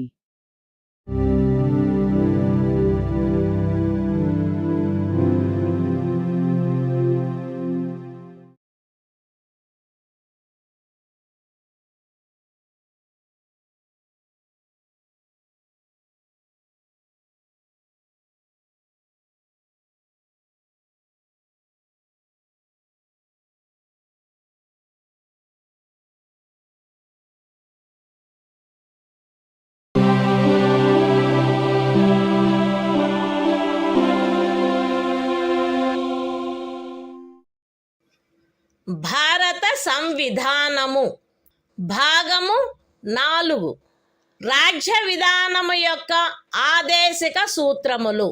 Article 50 న్యాయపాలికను కార్యపాలక వర్గము నుండి వేరుపరుచుట.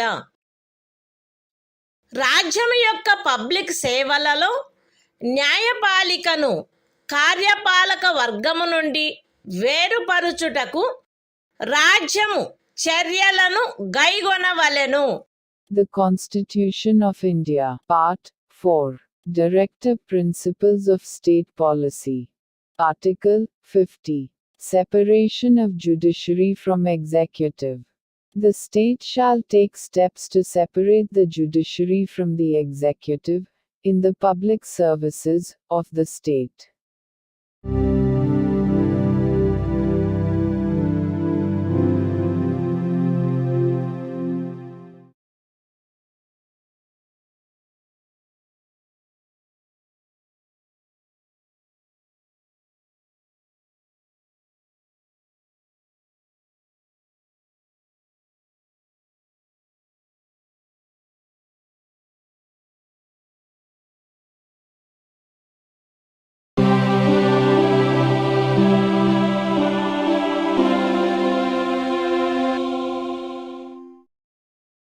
భారత సంవిధానము భాగము 4 రాజ్య విధానము యొక్క ఆదేశిక సూత్రములు.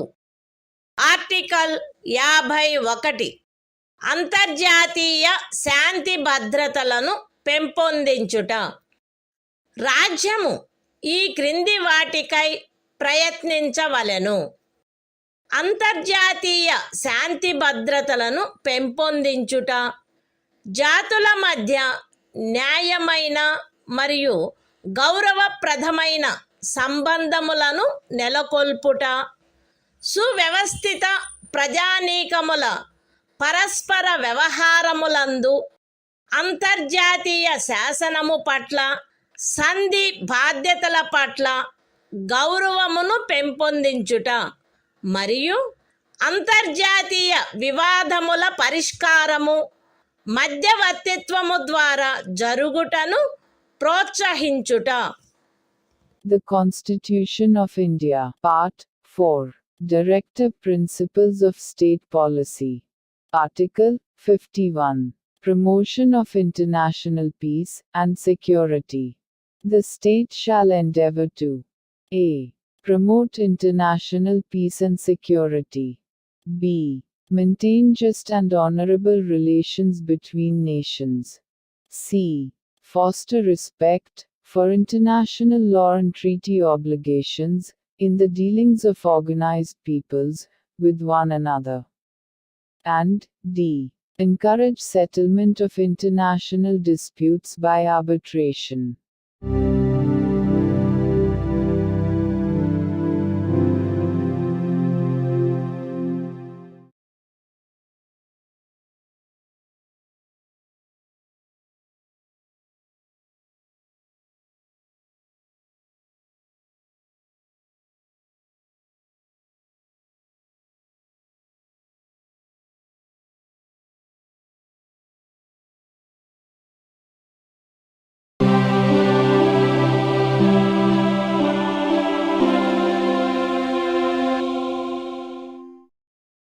భారత సంవిధానము భాగము 4A మౌలిక కర్తవ్యములు.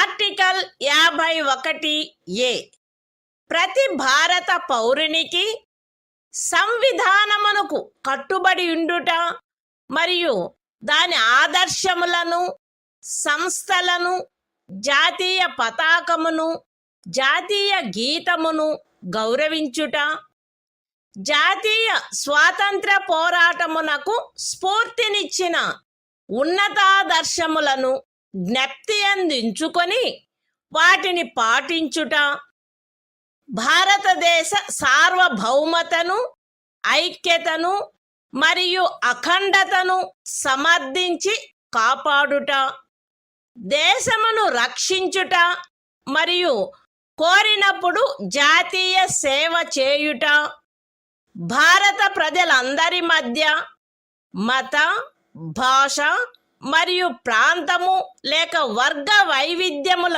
అధిగమించి సామరస్యమును, సోదర భావమును పెంపొందించుట మరియు స్త్రీల గౌరవమును న్యూనపరుచు ఆచారములను విడనాడుట, మన సమ్మిశ్ర సంస్కృతి యొక్క సుసంపన్న సాంప్రదాయమును గౌరవించి పరిరక్షించుట, అడవులు, సరస్సులు, నదులు మరియు వన్యప్రాణులతో సహా ప్రకృతి సిద్ధమైన పరిసరములను కాపాడి అభివృద్ధి చేయుట, మరియు ప్రాణికోటి పట్ల కరుణను కలిగియుండుట, వైజ్ఞానిక దృక్పథమును, మానవతావాదమును, జిజ్ఞాసను మరియు సంస్కరణా శక్తిని పెంపొందించుకొనుట, పబ్లిక్ ఆస్తిని సంరక్షించుట మరియు హింసను విడనాడుట, దేశ ప్రజల కృషి మరియు సాధనముల ఉన్నత స్థాయిలను నిరంతరం అందుకొనున్నట్లుగా వ్యష్టి మరియు సమష్టి కార్యరంగములన్నింటిలో శ్రేష్టతకై పాటుపడుట, తల్లి, తండ్రి లేక సంరక్షకుడు 6 మరియు 14 సంవత్సరముల మధ్య వయసు కలిగిన తమ పిల్లలకు లేక పోషితునికి విద్యావకాశములను కలగచేయుట కర్తవ్యమై ఉండవలెను. The Constitution of India, Part 4A. Fundamental Duties. Article 51A. Fundamental Duties. It shall be the duty of every citizen of India to abide by the Constitution and respect its ideals and institutions, the national flag and the national anthem. B. To cherish and follow the noble ideals which inspired our national struggle for freedom. C. To uphold and protect the sovereignty, unity and integrity of India. D. To defend the country and render national service when called upon to do so. A. To promote harmony and the spirit of common brotherhood amongst all the people of India, transcending religious, linguistic and regional or sectional diversities. To renounce practices derogatory to the dignity of women. F. To value and preserve the rich heritage of our composite culture. G. To protect and improve the natural environment, including forests, lakes, rivers and wildlife, and to have compassion for living creatures. H. To develop the scientific temper, humanism, and the spirit of inquiry and reform. I. To safeguard public property and to abjure violence. J. To strive towards excellence in all spheres of individual and collective activity, so that the nation constantly rises to higher levels of endeavor and achievement. K. Who is a parent or guardian, to provide opportunities for education to his child, or, as the case may be, what between the age of 6 and 14 years.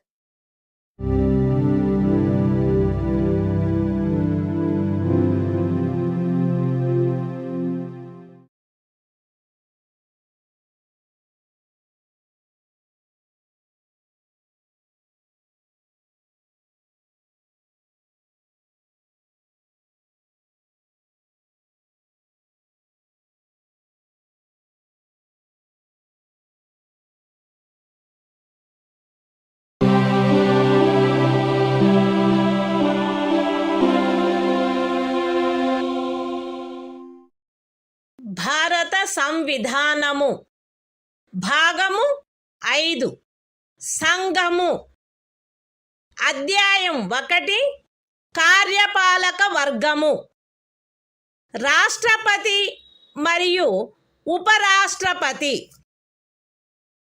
Article 52 భారత రాష్ట్రపతి భారతదేశమునకు ఒక రాష్ట్రపతి ఉండవలెను.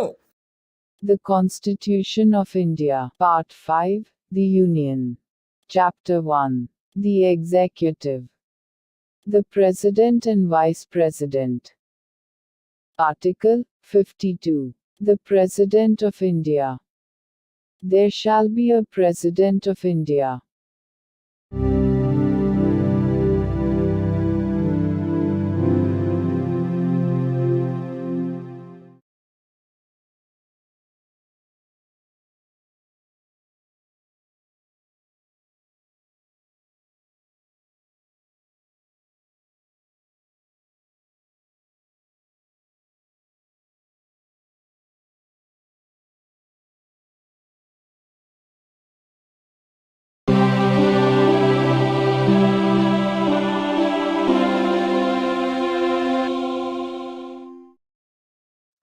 భారత సంవిధానము భాగము 5 సంఘము అధ్యాయము 1 కార్యపాలక వర్గము రాష్ట్రపతి మరియు ఉపరాష్ట్రపతి ఆర్టికల్ 53 సంఘము యొక్క కార్యపాలకాధికారము సంఘము యొక్క కార్యపాలకాధికారము రాష్ట్రపతి యందు నిహితమై ఉండవలెను. ఆయన దానిని స్వయముగా లేక తనకు అధీనస్థులగు అధికారుల ద్వారా ఈ సంవిధానమును అనుసరించి వినియోగించవలెను.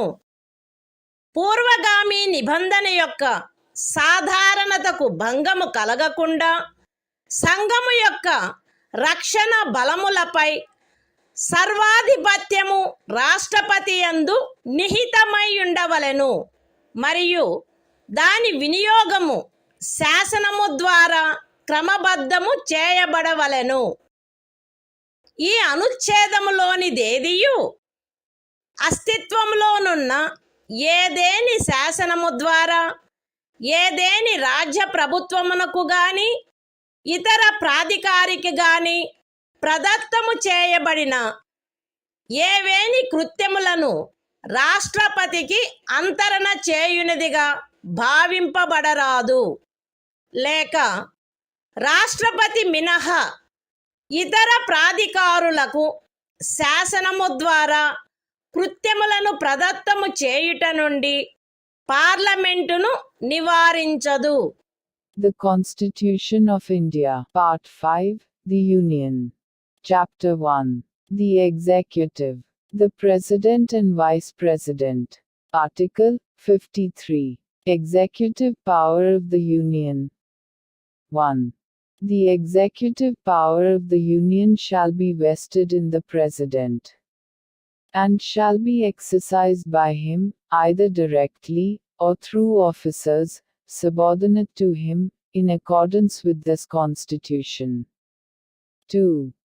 Without prejudice to the generality of the foregoing provision, the supreme command of the defense forces of the Union shall be vested in the President, and the exercise thereof shall be regulated by law.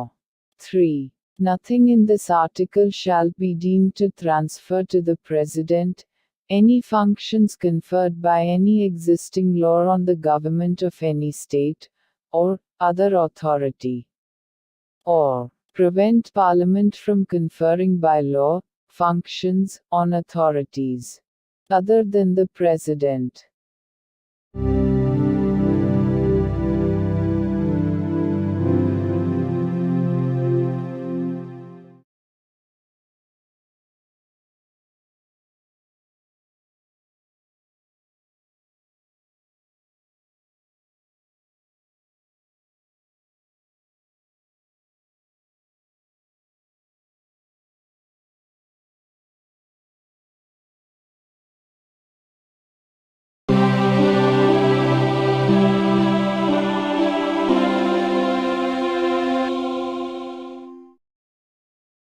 భారత సంవిధానము భాగము 5 సంఘము అధ్యాయము 1 కార్యపాలక వర్గము రాష్ట్రపతి మరియు ఉపరాష్ట్రపతి article 54 రాష్ట్రపతి ఎన్నిక రాష్ట్రపతి ఈ క్రింది వారితో కూడిన నిర్వాచక గణము యొక్క సభ్యులచే ఎన్నుకొనబడవలెను.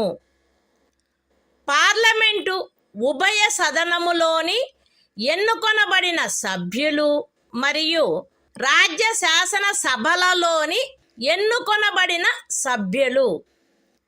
విశదీకరణ ఈ అనుచ్ఛేదము మరియు అనుచ్ఛేదము 55లోని రాజ్యము అను పదములో ఢిల్లీ జాతీయ రాజధాని రాజ్యక్షేత్రము మరియు పాండిచ్చేరి సంఘ రాజ్యక్షేత్రము చేరియుండును. The Constitution of India, Part 5, The Union. Chapter 1. The executive, the president and vice president. Article 54. Election of president. The president shall be elected by the members of an electoral college, consisting of a. the elected members of both houses of parliament, and b. the elected members of the legislative assemblies of the states. Explanation. In this article, and in Article 55, state includes the National Capital Territory of Delhi, and the Union Territory of Pondicherry.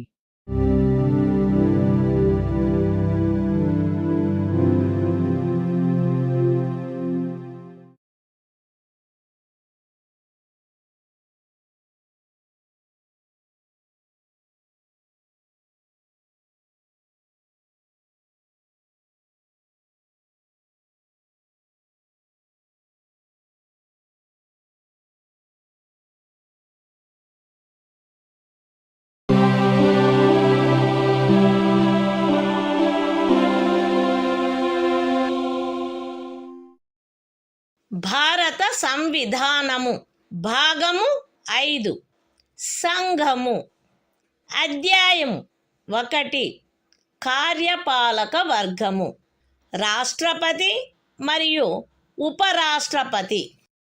Article 55 రాష్ట్రపతిని ఎన్నుకొను రీతి.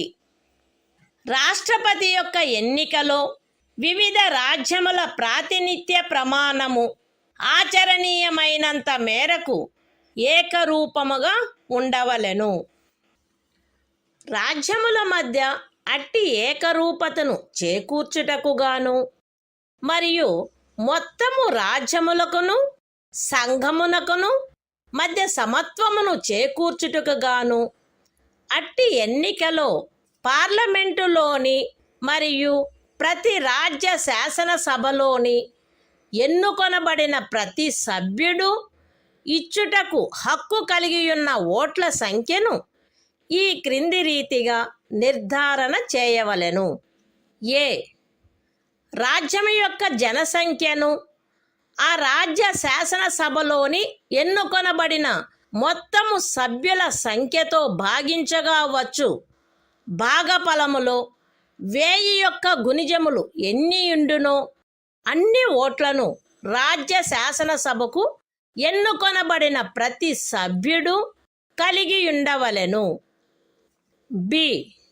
1000 యొక్క సదరు గుణిజములను లెక్కించిన పిమ్మట శేషము 500కు తగ్గనిచో ఉపఖండము ఏలో నిర్దేశింపబడిన ప్రతి సభ్యునకు గల ఓట్ల సంఖ్యకు అదనముగా 1 ఓటును చేర్చవలెను. సి.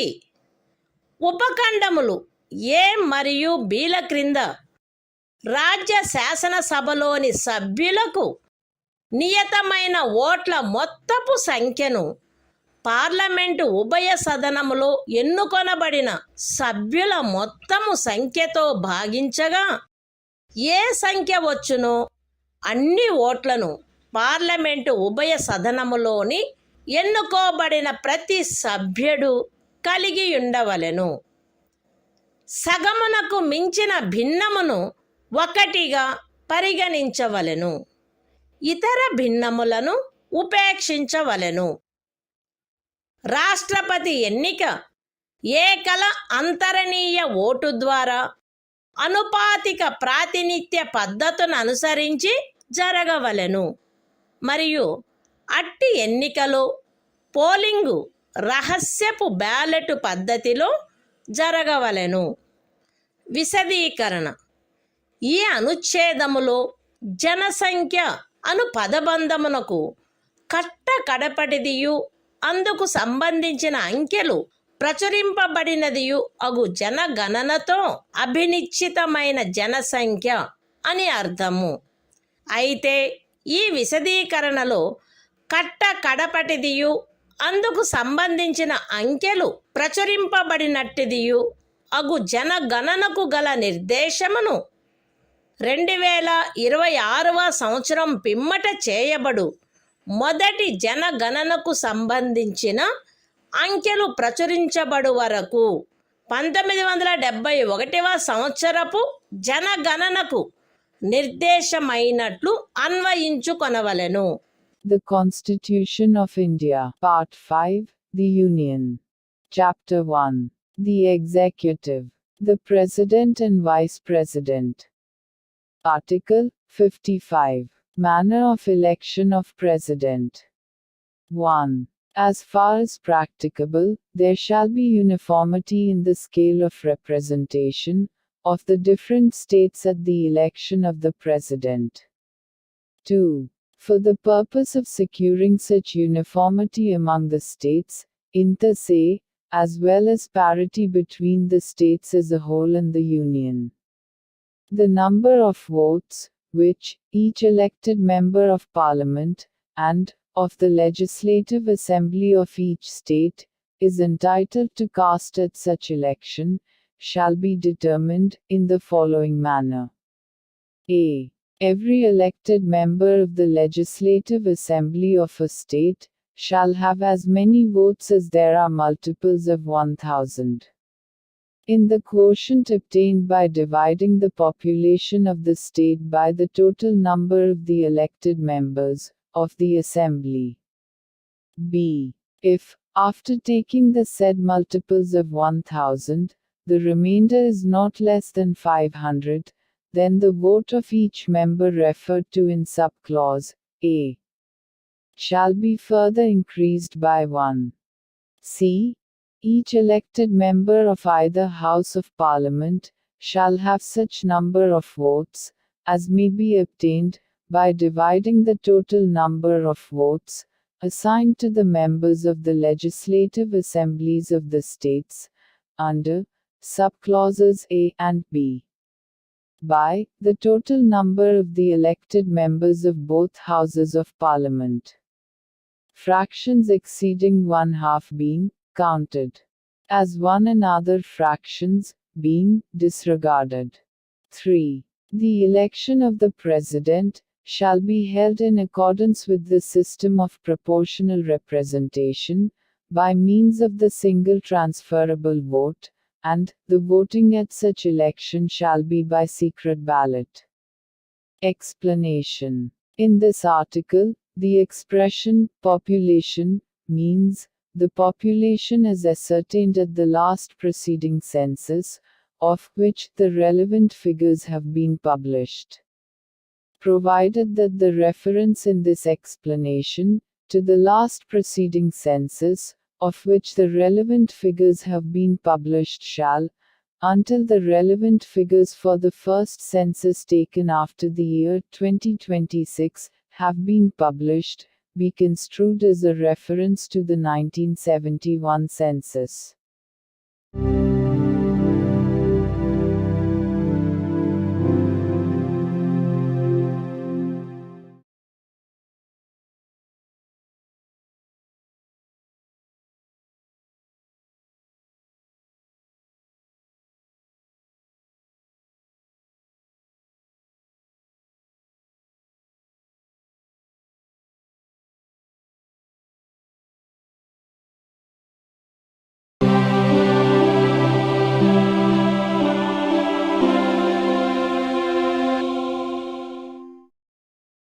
భారత సంవిధానము భాగము 5 సంఘము అధ్యాయము 1 కార్యపాలక వర్గము రాష్ట్రపతి మరియు ఉపరాష్ట్రపతి ఆర్టికల్ 56 రాష్ట్రపతి పదావధి రాష్ట్రపతి తన పదవిలో ప్రవేశించిన తేదీ నుండి 5 సంవత్సరముల కాలావధి వరకు పదవి యందుండవలెను. అయితే రాష్ట్రపతి తన చేవ్రాలుతో ఉపరాష్ట్రపతికి లేఖ రాయుట ద్వారా తన పదవికి రాజీనామా ఇవ్వవచ్చును. రాష్ట్రపతిని సంవిధానాతిక్రమణము కావించినందుకు 61వ అనుచ్ఛేదములో నిబంధించబడిన రీతిగా మహాభియోగము ద్వారా పదవి నుండి తొలగించవచ్చును.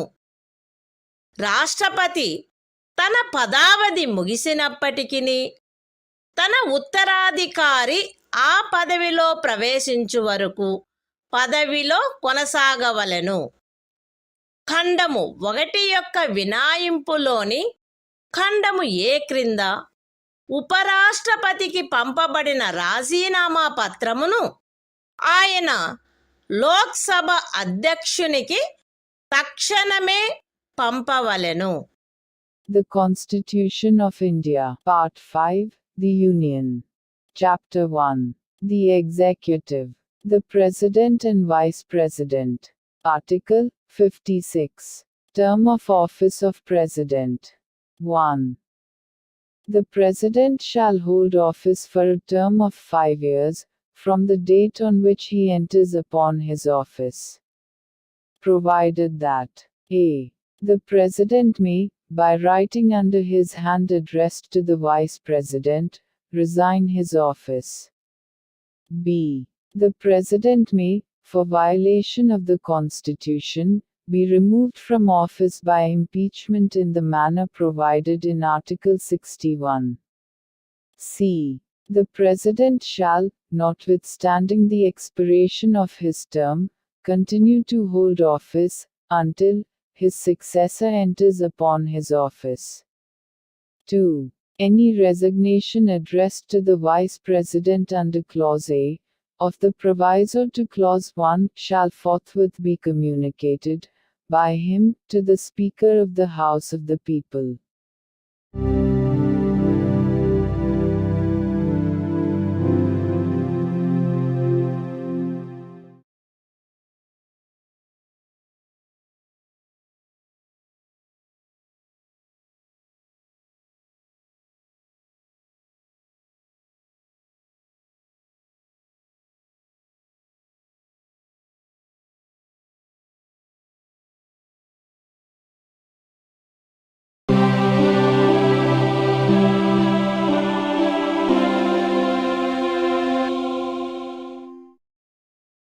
భారత సంవిధానము భాగము 5 సంఘము అధ్యాయము 1 కార్యపాలక వర్గము రాష్ట్రపతి మరియు ఉపరాష్ట్రపతి. ఆర్టికల్ 57 తిరిగి ఎన్నికకు పాత్రత. రాష్ట్రపతి పదవియందున్నా లేక ఆ పదవియందుండిన ఏ వ్యక్తి అయినను ఈ సంవిధానములోని ఇతర నిబంధనలకు అత్యధీనమై ఆ పదవికి తిరిగి ఎన్నుకొనుబడుటకు పాత్రుడై ఉండును. The Constitution of India, Part 5, The Union. Chapter 1. The Executive. The President and Vice President. Article 57. Eligibility for re-election. A person who holds, or who has held, office as President shall, subject to the other provisions of this Constitution, be eligible for re-election to that office.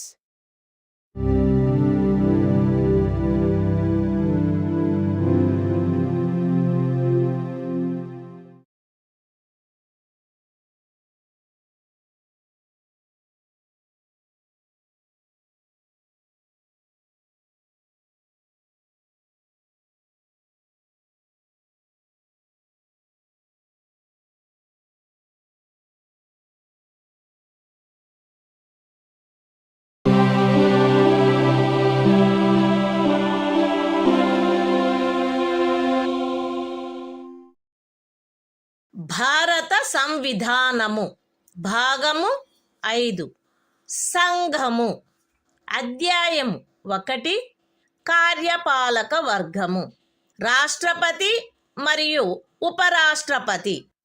Article 58 రాష్ట్రపతిగా ఎన్నికకు అర్హతలు.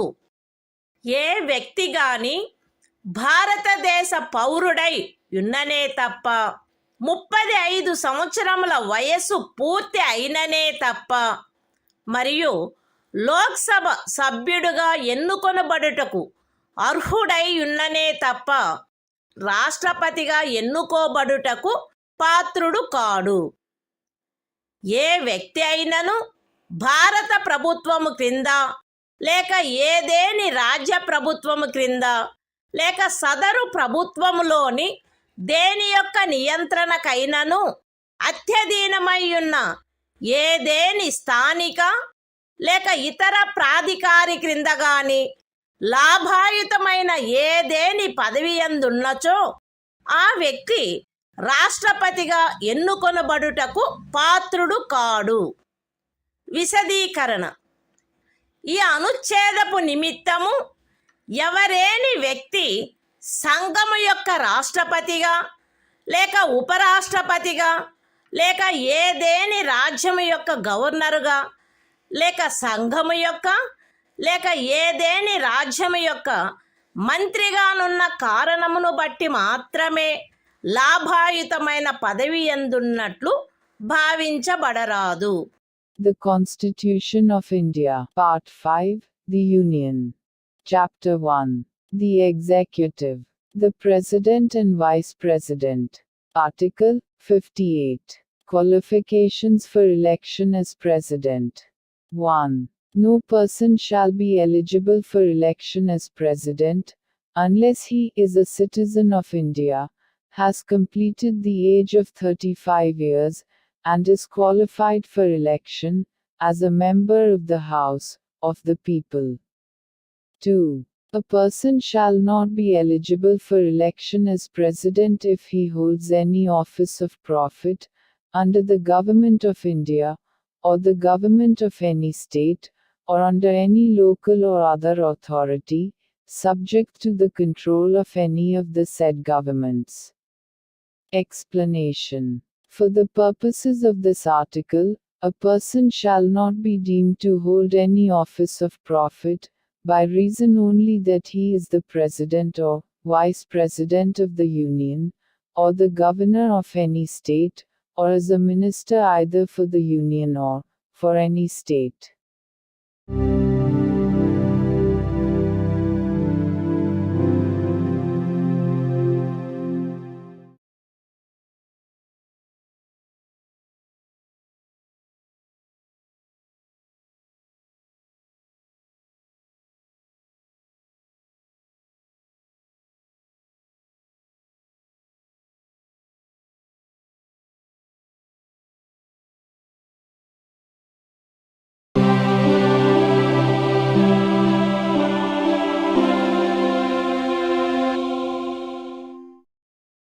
భారత సంవిధానము భాగము 5 సంఘము అధ్యాయము 1 కార్యపాలక వర్గము రాష్ట్రపతి మరియు ఉపరాష్ట్రపతి.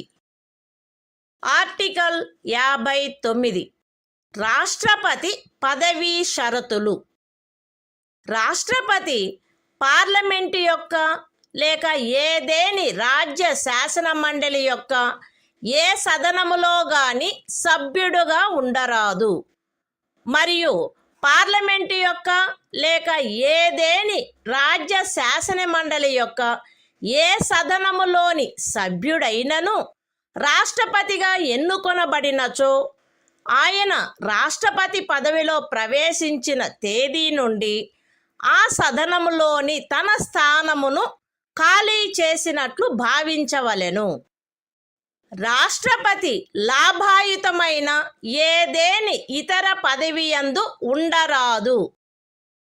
రాష్ట్రపతి అద్దె చెల్లించకుండా తన అధికార నివాస గృహములను ఉపయోగించుకొనుటకు హక్కు కలిగియుండును, మరియు పార్లమెంటు శాసనము ద్వారా నిర్ధారణ చేయు ఉపలబ్ధులకు, భత్యములకు మరియు విశేషాధికారములకు మరియు తద్విషయమున అట్లు నిబంధన చేయబడు వరకు 2వ అనుసూచిలో నిర్దిష్టపరచబడిన ఉపలబ్ధులకు, భత్యములకు మరియు విశేషాధికారములకు ఆయన హక్కు కలిగియుండును.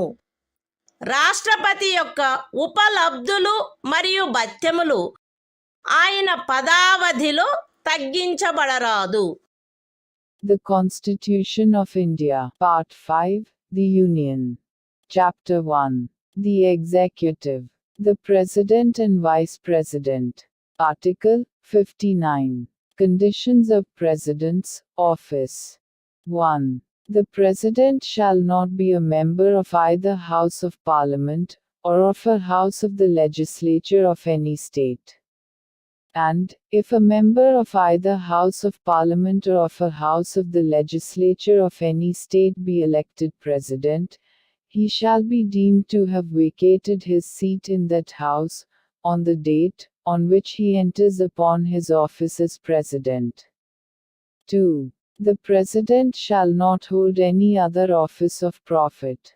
3. The President shall be entitled without payment of rent to the use of his official residences, and shall be also entitled to such emoluments, allowances, and privileges as may be determined by Parliament by law. And, until provision in that behalf is so made, such emoluments, allowances and privileges, as are specified in the second schedule. 4. The emoluments and allowances of the President shall not be diminished during his term of office.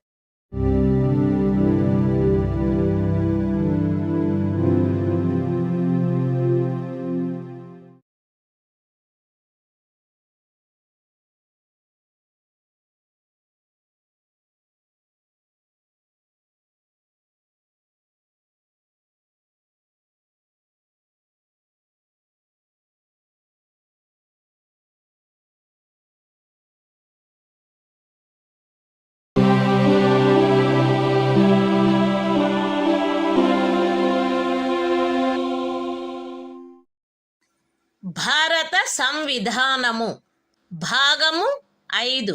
సంఘము. అధ్యాయము 1. కార్యపాలక వర్గము. రాష్ట్రపతి మరియు ఉపరాష్ట్రపతి. Article 60. రాష్ట్రపతిచే ప్రమాణము లేక ప్రతిజ్ఞ. ప్రతి రాష్ట్రపతి మరియు రాష్ట్రపతిగా వ్యవహరించు లేక రాష్ట్రపతి కృత్యములను నిర్వహించు ప్రతి వ్యక్తి తన పదవిలో ప్రవేశించుటకు పూర్వము భారతదేశ ముఖ్య న్యాయమూర్తి సమక్షమున లేక ఆయన హాజరు లేనప్పుడు సర్వోన్నత న్యాయస్థాన న్యాయాధీశులలో అందుబాటులో ఉన్న వారిలో అందరికంటే సీనియర్ న్యాయాధీశుని సమక్షమున గాని ఈ క్రింది రూపములో ప్రమాణము లేక ప్రతిజ్ఞ చేసి దానిపై చేవ్రాలు చేయవలెను. ఏబి అను నేను భారతదేశ రాష్ట్రపతి పదవిని శ్రద్ధాపూర్వకముగా నిర్వహింతుననియు లేక రాష్ట్రపతి యొక్క కృత్యములను శ్రద్ధాపూర్వకముగా నిర్వహింతుననియు నా సంపూర్ణ సామర్థ్యము మేరకు సంవిధానమును మరియు శాసనమును పరిరక్షించి సంరక్షించి రక్షింతుననియు భారతదేశ ప్రజల సేవయందును వారి క్షేమమునందును నిరతుడనయ్యదననియు దైవ సాక్షిగా ప్రమాణము చేయుచున్నాను. సత్యనిష్టతో ప్రతిజ్ఞ చేయుచున్నాను. The Constitution of India. Part 5. The Union. Chapter 1. The Executive. The President and Vice President. Article 60. Oath, or affirmation, by the President. Every President, and every person acting as President, or discharging the functions of the President, shall, before entering upon his office, make and subscribe in the presence of the Chief Justice of India, or, in his absence, the senior most judge of the Supreme Court available, an oath or affirmation in the following form, that is to say, I, A.B., do swear in the name of God, that I will faithfully execute the office, solemnly affirm of President, or discharge the functions of the President of India, and will to the best of my ability, preserve, protect and defend the Constitution, and the law, and that I will devote myself to the service and well-being of the people of India.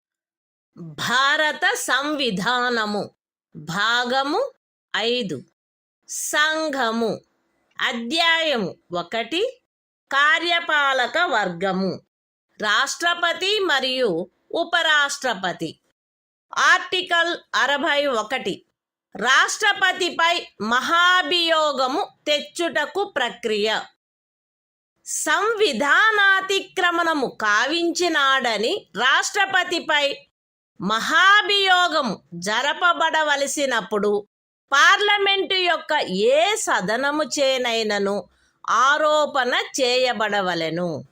అట్టి ఆరోపణ ఏదియు అట్టి ఆరోపణ చేయు ప్రతిపాదన గల తీర్మానమును ప్రస్తావించవలెనను ఉద్దేశము తమకు కలదని ఆ సదనము యొక్క మొత్తము సభ్యుల సంఖ్యలో 4వ వంతుకు తక్కువగాని మంది చేవ్రాలు చేసి వ్రాతపూర్వకముగా నోటీసు ఇచ్చిన పిమ్మట కనీసం 14 దినములు గడిచిన తర్వాత ప్రస్తావించననే తప్ప మరియు అట్టి తీర్మానము ఆ సదనము యొక్క మొత్తము సభ్యుల సంఖ్యలో 2/3 తక్కువ కాని అధిక సంఖ్యాకులచే పాస్ చేయబడిననే తప్ప చేయబడరాదు. పార్లమెంటు యొక్క ఏ సదనమైనను అట్లు ఆరోపణ చేసినప్పుడు 2వ సదనము ఆ ఆరోపణను దర్యాప్తు చేయవలెను లేక దర్యాప్తు చేయించవలెను. మరియు అట్టి దర్యాప్తు జరుగునప్పుడు హాజరగుటకును ప్రతినిధిని పంపుటకును రాష్ట్రపతికి హక్కు ఉండును. దర్యాప్తు ఫలితముగా రాష్ట్రపతిపై చేయబడిన ఆరోపణ స్థిరపడినదని ప్రఖ్యానించు తీర్మానము ఆ ఆరోపణను దర్యాప్తు చేసిన లేక చేయించిన సదనము యొక్క సభ్యుల మొత్తము సంఖ్యలో 3/2 తక్కువ కాని అధిక సంఖ్యాకులచే ఆమోదించబడినచో అట్లు ఆమోదించబడిన తేదీ నుండి ఆ తీర్మానము రాష్ట్రపతిని పదవి నుండి తొలగించు ప్రభావము కలిగియుండును. The Constitution of India, Part 5, The Union. Chapter 1. The Executive. The President and Vice President. Article 61. Procedure for impeachment of the President. 1. When a President is to be impeached for violation of the Constitution, the charge shall be preferred by either House of Parliament. 2. No such charge shall be preferred unless the proposal to prefer such charge is contained in a resolution, which has been moved, after at least 14 days' notice in writing, signed by not less than 1/4 of the total number of members of the House, has been given of their intention to move the resolution. And such resolution has been passed by a majority of not less than 2/3 of the total membership of the House. 3. When a charge has been so preferred by either House of Parliament, the other House shall investigate the charge, or cause the charge to be investigated, and the President shall have the right to appear, and to be represented at such investigation. 4. If as a result of the investigation, a resolution is passed by a majority of not less than 2/3 of the total membership of the House, by which the charge was investigated, or caused to be investigated, declaring that the charge preferred against the President has been sustained, such resolution shall have the effect of removing the President from his office, as from the date on which the resolution is so passed.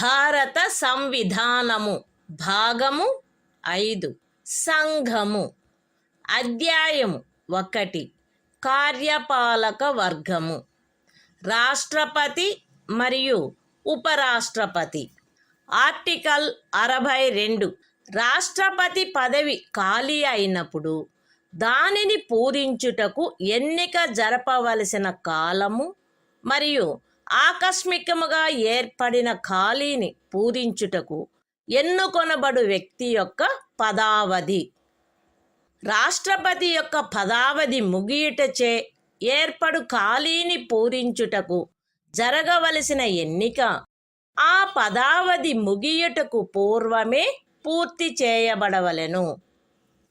మరణము, రాజీనామా లేక తొలగింపు కారణముగా లేక అన్యదా రాష్ట్రపతి పదవియందు ఏర్పడిన ఖాళీని పూరించుటకు జరగవలసిన ఎన్నిక ఆ ఖాళీ ఏర్పడిన తర్వాత సాధ్యమైనంత త్వరితముగాను ఎట్టి సందర్భంలోనూ ఖాళీ ఏర్పడిన తేదీ నుండి 6 మాసములు దాటకుండగను జరపబడవలెను. మరియు ఆ ఖాళీని పూరించుటకు ఎన్నుకొనబడిన వ్యక్తి 56వ అనుచ్ఛేదం యొక్క నిబంధనలకు అత్యధీనమై తాను పదవిలో ప్రవేశించిన తేదీ నుండి 5 సంవత్సరముల సంపూర్ణ కాలావధి వరకు పదవియందుండుటకు హక్కు కలిగియుండును. The Constitution of India, Part 5, The Union. Chapter 1. The Executive. The President and Vice President. Article 62. Time of holding election to fill vacancy in the office of President. And the term of office of person elected to fill casual vacancy. 1. An election to fill a vacancy caused by the expiration of the term of office of President shall be completed before the expiration of the term.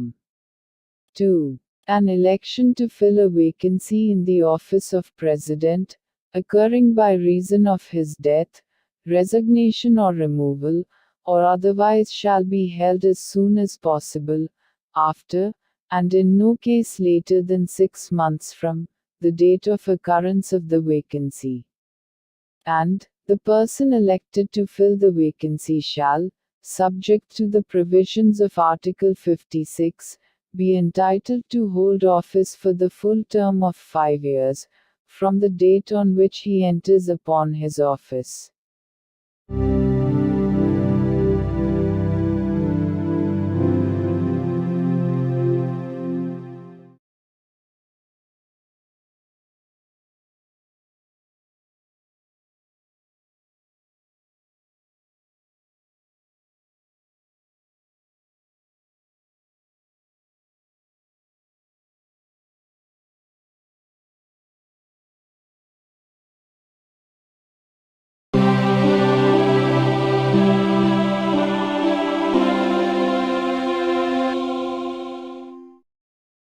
భారత సంవిధానము భాగము 5 సంఘము అధ్యాయము 1 కార్యపాలక వర్గము రాష్ట్రపతి మరియు ఉపరాష్ట్రపతి article 63 భారత ఉపరాష్ట్రపతి భారతదేశమునకు ఒక ఉపరాష్ట్రపతి ఉండవలెను.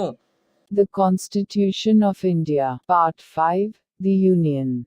Chapter 1. The Executive. The President and Vice President. Article 63. The Vice President of India. There shall be a Vice President of India.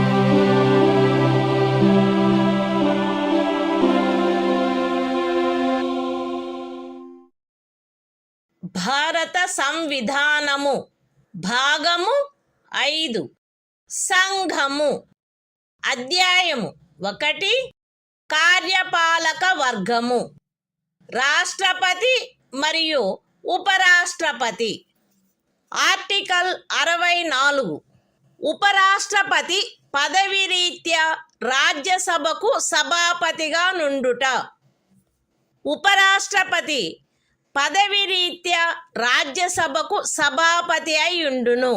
ఆయన లాభాయుతమైన ఏ ఇతర పదవి యందును ఉండరాదు. అయితే ఉపరాష్ట్రపతి 65వ అనుచ్ఛేదము క్రింద రాష్ట్రపతిగా వ్యవహరించు లేక రాష్ట్రపతి యొక్క కృత్యములను నిర్వహించు ఏ కాలావధిలోనైనను ఆయన రాజ్యసభ యొక్క సభాపతి పదవికి చెందిన కర్తవ్యములను నిర్వర్తించరాదు. మరియు 97వ అనుచ్ఛేదము క్రింద రాజ్యసభ యొక్క సభాపతికి చెల్లించబడదగు ఎట్టి జీతమునకు లేక భత్యమునకు ఆయన హక్కు కలిగి ఉండడు. The Constitution of India, Part 5, The Union. Chapter 1. The Executive. The President and Vice President. Article 64. The Vice President, to be, ex officio Chairman of the Council of States. The Vice President shall be, ex officio Chairman of the Council of the States, and shall not hold any other office of profit, provided that, during any period, when the Vice President acts as President, or discharges the functions of the President under Article 65, he shall not perform the duties of the office of Chairman of the Council of States, and shall not be entitled to any salary or allowance payable to the Chairman of the Council of States, under Article 97.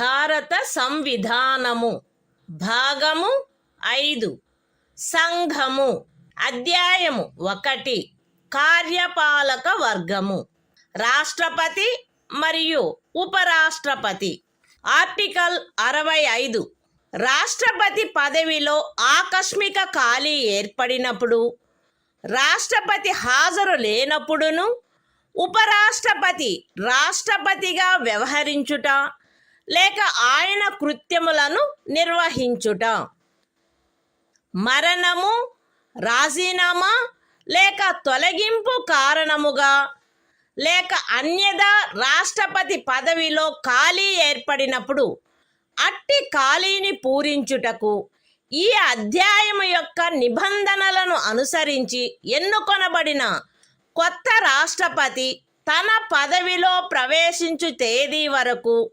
ఉపరాష్ట్రపతి రాష్ట్రపతిగా వ్యవహరించవలెను. రాష్ట్రపతి హాజరులో లేకుండుట, అస్వస్థత లేక మరేదేని కారణము వలన తన కృత్యములను నిర్వహించజాలని ఎడల ఆయన తన కర్తవ్యములను తిరిగి చేపట్టు తేదీ వరకు ఉపరాష్ట్రపతి రాష్ట్రపతి కృత్యములను నిర్వహించవలెను. ఉపరాష్ట్రపతి అట్లు రాష్ట్రపతిగా వ్యవహరించు లేక రాష్ట్రపతి యొక్క కృత్యములను నిర్వహించు కాలావధిలోనూ ఆ కాలావధికి సంబంధించి రాష్ట్రపతికి గల సర్వాధికారములను ఉన్ముక్తతాధికారములను కలిగియుండును. పార్లమెంటు శాసనము ద్వారా నిర్ధారణ చేయు ఉపలబ్ధులకు, భత్యములకు మరియు విశేషాధికారములకు మరియు అట్లు నిబంధన చేయబడు వరకు 2వ అనుసూచిలో నిర్దిష్టపరచబడిన ఉపలబ్ధులకు, భత్యములకు మరియు విశేషాధికారములకు ఆయన హక్కు కలిగియుండును. The Constitution of India, Part 5, The Union. Chapter 1. The Executive. The President and Vice President. Article 65. The Vice President, to act as President, or to discharge his functions, during casual vacancies in the office, or during the absence of President.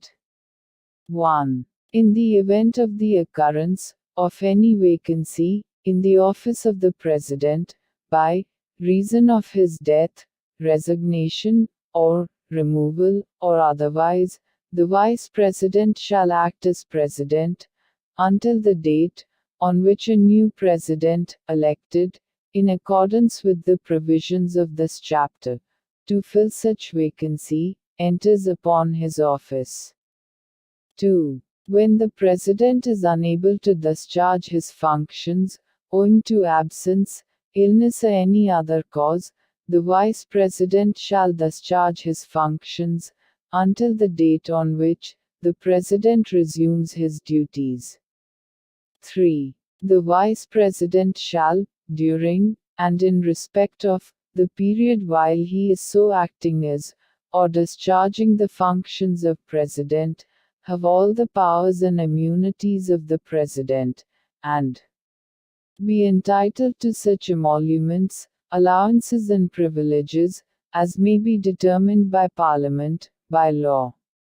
And, until provision in that behalf is so made, such emoluments, allowances and privileges, as are specified in the second schedule.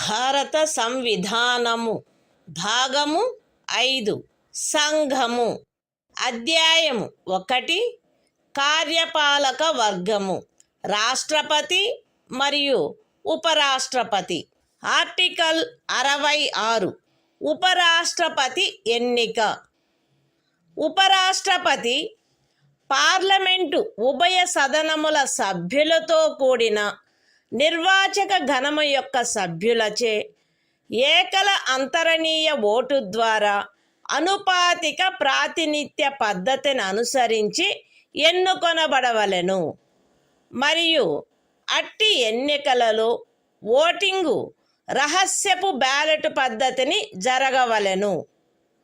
ఉపరాష్ట్రపతి parliament యొక్క లేక ఏదేని రాజ్య శాసన మండలి యొక్క ఏ సదనములో గాని సభ్యుడుగా ఉండరాదు మరియు పార్లమెంటు యొక్క లేక ఏదేని రాజ్య శాసన మండలి యొక్క ఏ సదనములోని సభ్యుడైనను ఉపరాష్ట్రపతిగా ఎన్నుకోబడినచో ఆయన ఉపరాష్ట్రపతి పదవిలో ప్రవేశించిన తేదీ నుండి ఆ సదనములోని తన స్థానమును ఖాళీ చేసినట్లు భావించబడవలెను.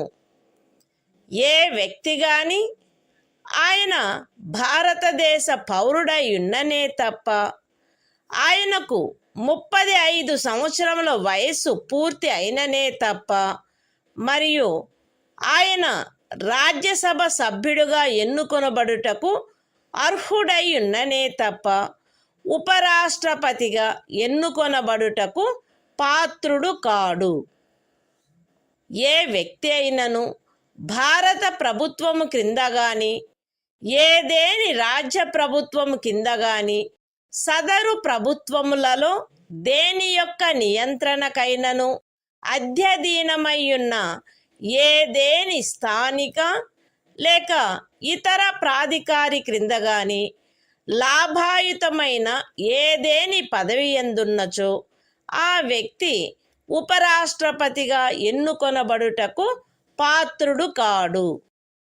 విశదీకరణ: ఈ అనుచ్ఛేదపు నిమిత్తము ఎవరేని వ్యక్తి సంఘము యొక్క రాష్ట్రపతిగా లేక ఉపరాష్ట్రపతిగా లేక ఏదేని రాజ్యము యొక్క గవర్నరుగా లేక సంఘము యొక్క లేక ఏదేని రాజ్యము యొక్క మంత్రిగా ఉన్న కారణమును బట్టి మాత్రమే లాభాయుతమైన పదవి ఎందున్నట్లు భావించరాదు.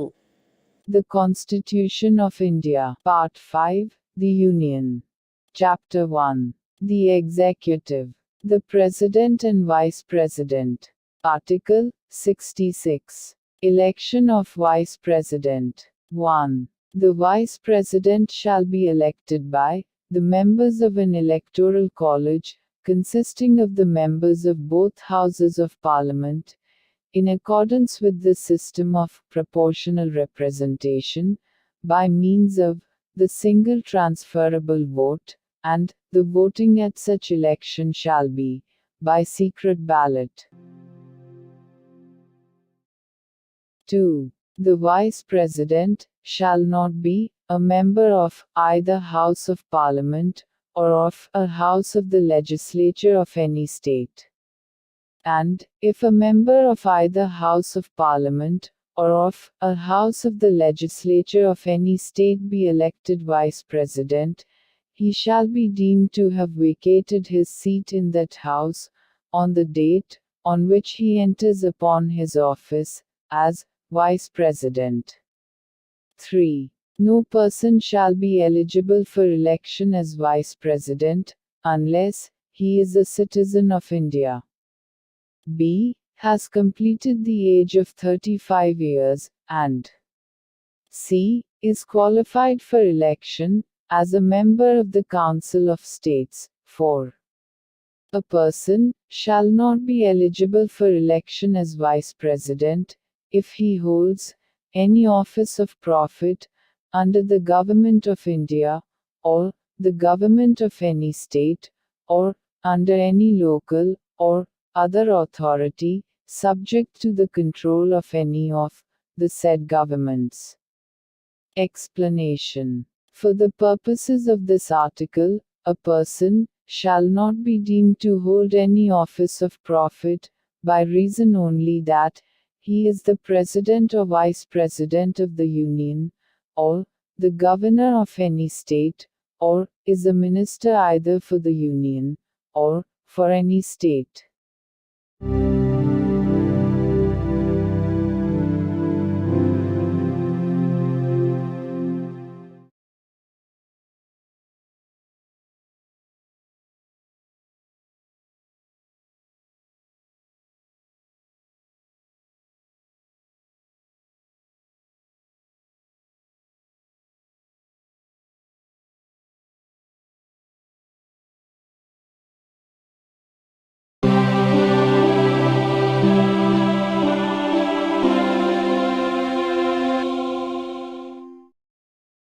భారత సంవిధానము భాగము 5 సంఘము అధ్యాయము 1 కార్యపాలక వర్గము రాష్ట్రపతి మరియు ఉపరాష్ట్రపతి.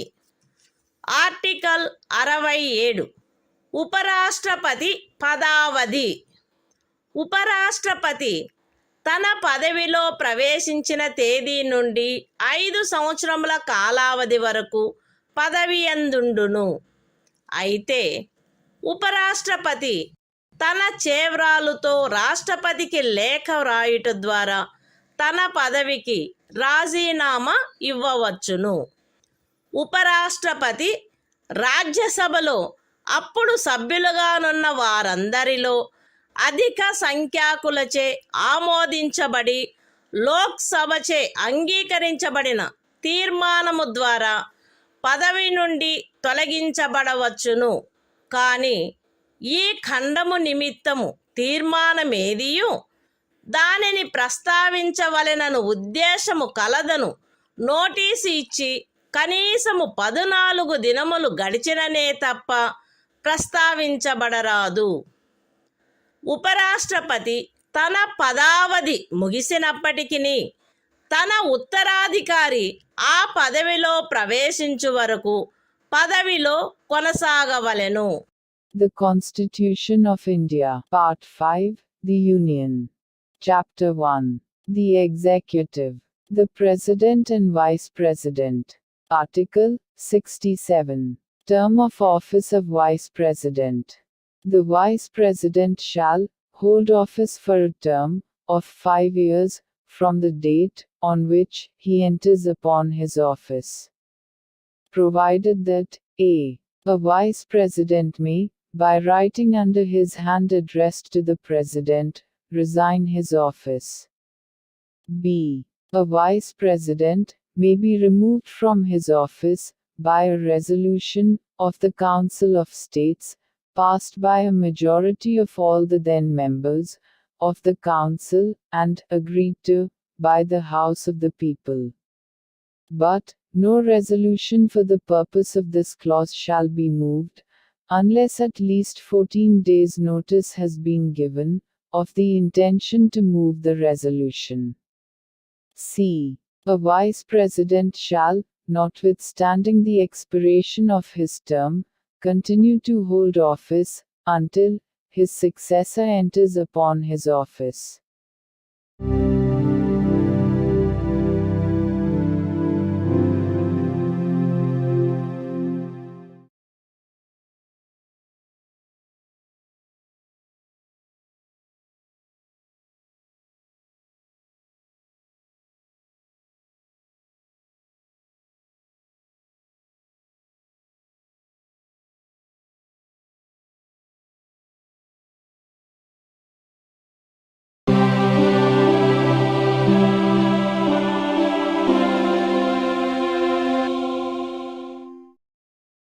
భారత సంవిధానము. భాగము 5. సంఘము. అధ్యాయము 1. కార్యపాలక వర్గము. రాష్ట్రపతి మరియు ఉపరాష్ట్రపతి. ఆర్టికల్ 68. ఉపరాష్ట్రపతి పదవి ఖాళీ అయినప్పుడు దానిని పూరించుటకు ఎన్నిక జరపవలసిన కాలము మరియు ఆకస్మికముగా ఏర్పడిన ఖాళీని పూరించుటకు ఎన్నుకొనబడు వ్యక్తి యొక్క పదావధి. ఉపరాష్ట్రపతి యొక్క పదావధి ముగియుటచే ఏర్పడు ఖాళీని పూరించుటకు జరగవలసిన ఎన్నిక ఆ పదావధి ముగియుటకు పూర్వమే పూర్తి చేయబడవలెను. మరణము, రాజీనామా లేక తొలగింపు కారణముగా లేక అన్యథా ఉపరాష్ట్రపతి పదవియందు ఏర్పడిన ఖాళీని పూరించుటకు జరపవలసిన ఎన్నిక ఆ ఖాళీ ఏర్పడిన తరువాత సాధ్యమైనంత త్వరితముగా జరపబడవలెను మరియు ఆ ఖాళీని పూరించుటకు ఎన్నుకొనబడిన వ్యక్తి 67వ అనుచ్ఛేదము యొక్క నిబంధనలకు అత్యధీనమై తాను పదవిలో ప్రవేశించిన తేదీ నుండి 5 సంవత్సరముల సంపూర్ణ కాలావధి వరకు పదవి యందుండుటకు హక్కు కలిగియుండును. The Constitution of India, Part 5, The Union. Chapter 1. The Executive. The President and Vice President. Article 68. Time of holding election to fill vacancy, in the office of Vice President. And the term of office of person elected to fill, casual vacancy. 1. An election, to fill a vacancy, caused by the expiration of the term of office of Vice President, shall be completed before the expiration of the term. 2.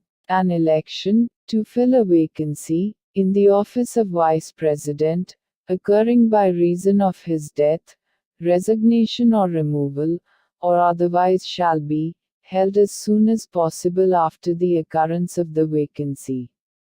And the person elected, to fill the vacancy shall, subject to the provisions of Article 67, be entitled to hold office, for the full term of 5 years, from the date on which he enters upon his office.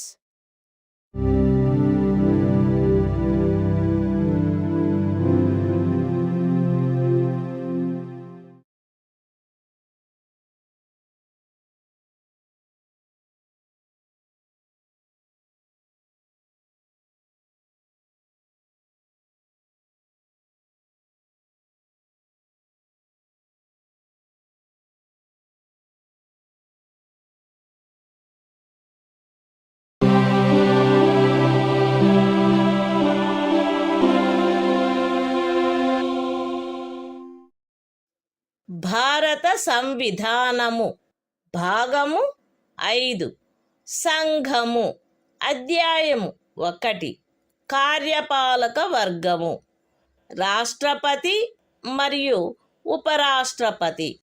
Article 69 ఉపరాష్ట్రపతిచే ప్రమాణము లేక ప్రతిజ్ఞ. ప్రతి ఉపరాష్ట్రపతి తన పదవిలో ప్రవేశించుటకు పూర్వము రాష్ట్రపతి సమక్షమున గాని తద్విషయమున ఆయనచే నియమింపబడిన వ్యక్తి సమక్షమున గాని ఈ క్రింది ప్రరూపములో ప్రమాణము లేక ప్రతిజ్ఞ చేసి దానిపై చేవ్రాలు చేయవలెను. ఏబి అను నేను శాసనము ద్వారా స్థాపితమైన భారత సంవిధానము పట్ల యథార్థమైన శ్రద్ధానిష్టలను కలిగియుందుననియు మరియు నేను వహింపనున్న కర్తవ్యములను శ్రద్ధాపూర్వకముగా నిర్వహింతుననియు దైవ సాక్షిగా ప్రమాణం చేయుచున్నాను. సత్యనిష్టతో ప్రతిజ్ఞ చేయుచున్నాను. The Constitution of India, Part 5, The Union. Chapter 1. The Executive. The President and Vice President. Article 69. Oath, or affirmation, by the Vice President. Every Vice President shall, before entering upon his office, make and subscribe before the President, or some person appointed in that behalf, by him, an oath or affirmation, in the following form, that is to say, I, A.B., do swear in the name of God, that I will bear true faith and solemnly affirm allegiance to the Constitution of India, as by law established, and that I will faithfully discharge the duty upon which I am about to enter.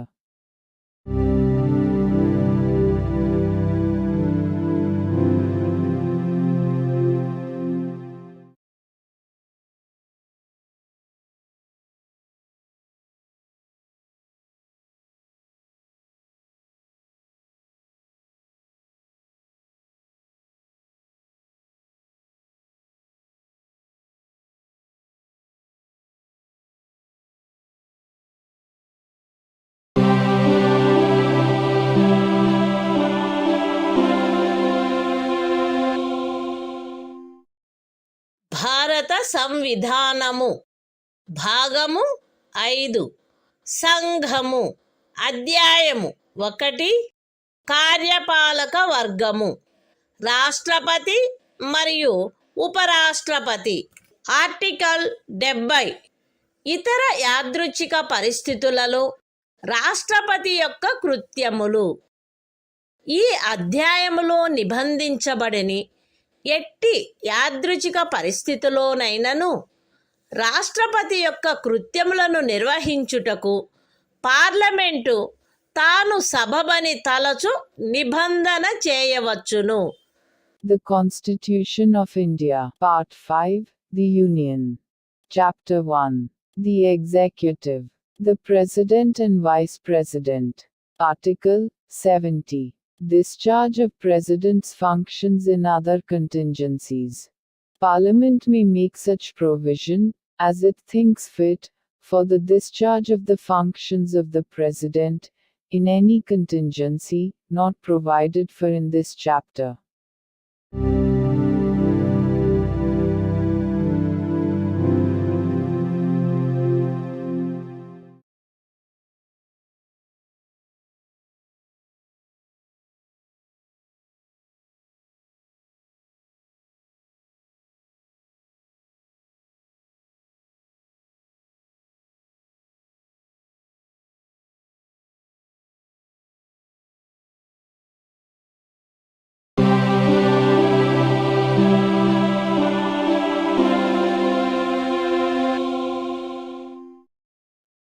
భారత సంవిధానము.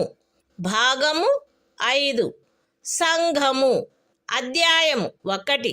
కార్యపాలక వర్గము. రాష్ట్రపతి మరియు ఉపరాష్ట్రపతి. Article 71 రాష్ట్రపతి లేక ఉపరాష్ట్రపతి యొక్క ఎన్నికకు చెందిన లేక సంబంధించిన విషయములు. రాష్ట్రపతి లేక ఉపరాష్ట్రపతి యొక్క ఎన్నిక నుండి ఉత్పన్నమైన లేక ఎన్నికకు సంబంధించిన అన్ని సందేహములు మరియు వివాదములు సర్వోన్నత న్యాయస్థానముచే పరిశీలించబడి నిర్ణయించబడవలెను. అట్టి నిర్ణయము అంతిమమైనదై ఉండును.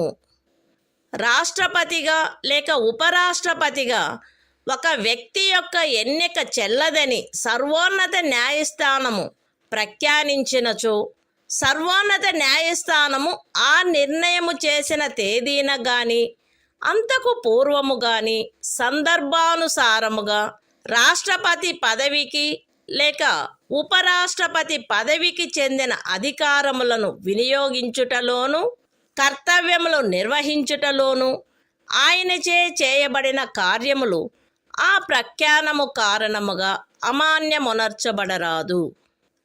ఈ సంవిధానము యొక్క నిబంధనలకు అత్యధీనమై రాష్ట్రపతి లేక ఉపరాష్ట్రపతి యొక్క ఎన్నికకు చెందిన లేక సంబంధించిన విషయమును పార్లమెంటు శాసనము ద్వారా క్రమబద్ధము చేయవచ్చును. రాష్ట్రపతిగా లేక ఉపరాష్ట్రపతిగా ఒక వ్యక్తి యొక్క ఎన్నిక అతనిని ఎన్నుకొనడి నిర్వాచక గణము యొక్క సభ్యులలో ఏ కారణము వలనైనను ఏదేని ఖాళీ ఉన్నదను కారణమును బట్టి ప్రష్టవ్యము కారాదు. The Constitution of India, Part 5, The Union. Chapter 1. The Executive. The President and Vice President. Article 71. Matters relating to, or connected with, the election of a President or Vice President. 1. All doubts and disputes arising out of, or in connection with the election of a President, or Vice President shall be inquired into, and decided, by the Supreme Court, whose decision shall be final. 2. If the election of a person, as President, or Vice President, is declared void by the Supreme Court, acts done by him, in the exercise and performance of the powers and duties, of the office of President, or Vice President, as the case may be, on or before the date of the decision of the Supreme Court, shall not be invalidated by reason of that declaration. 3. Subject to the provisions of this Constitution, Parliament may by law regulate any matter relating to or connected with the election of a president or vice president. 4. The election of a person as president or vice president shall not be called in question on the ground of the existence of any vacancy, for whatever reason, among the members of the Electoral College electing him.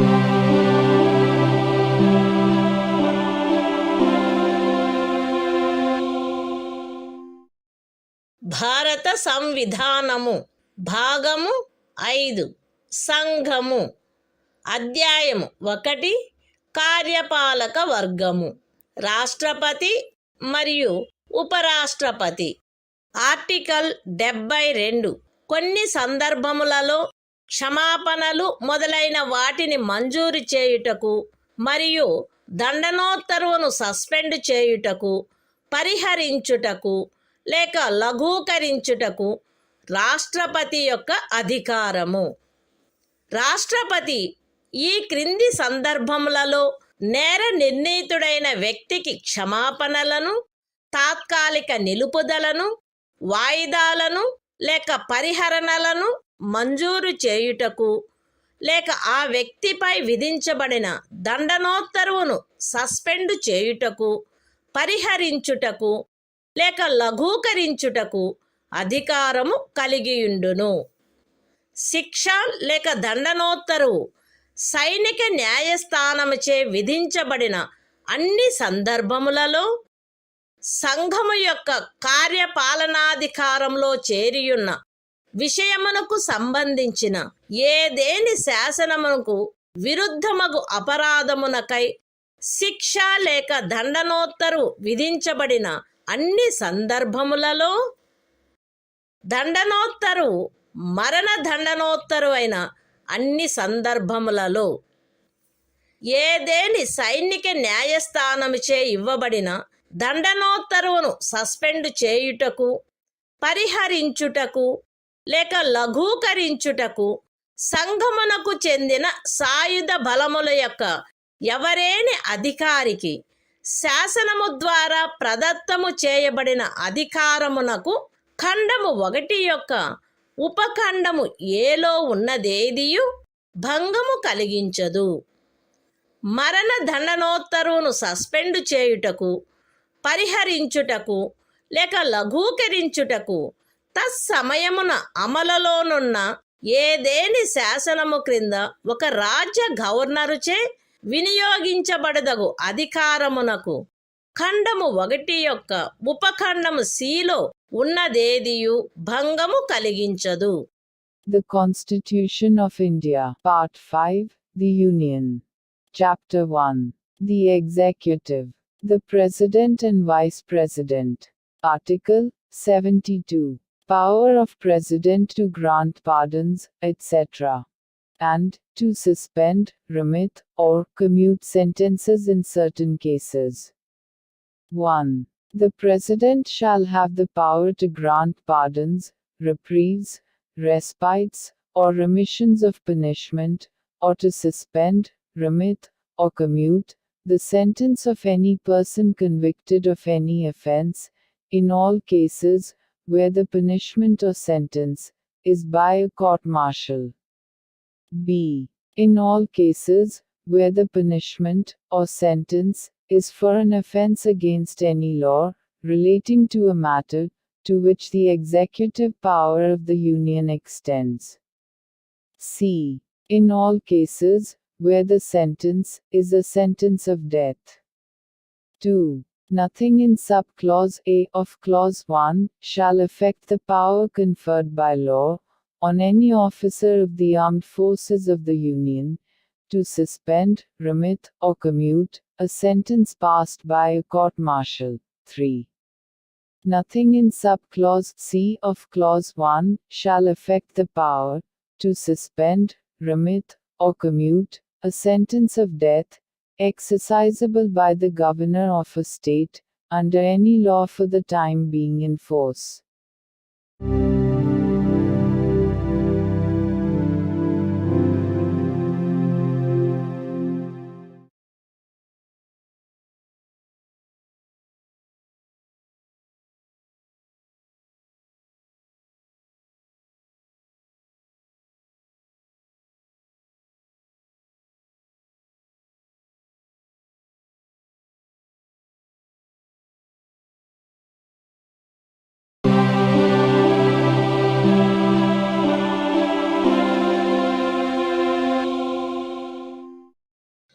భారత సంవిధానము భాగము 5 సంఘము అధ్యాయము 1 కార్యపాలక వర్గము రాష్ట్రపతి మరియు ఉపరాష్ట్రపతి article 73 సంఘము యొక్క కార్యపాలకాధికార విస్తరణ ఈ సంవిధాన నిబంధనలకు అధ్యయనమై సంఘము యొక్క కార్యపాలకాధికారములో ఈ క్రిందివి చేరియుండును.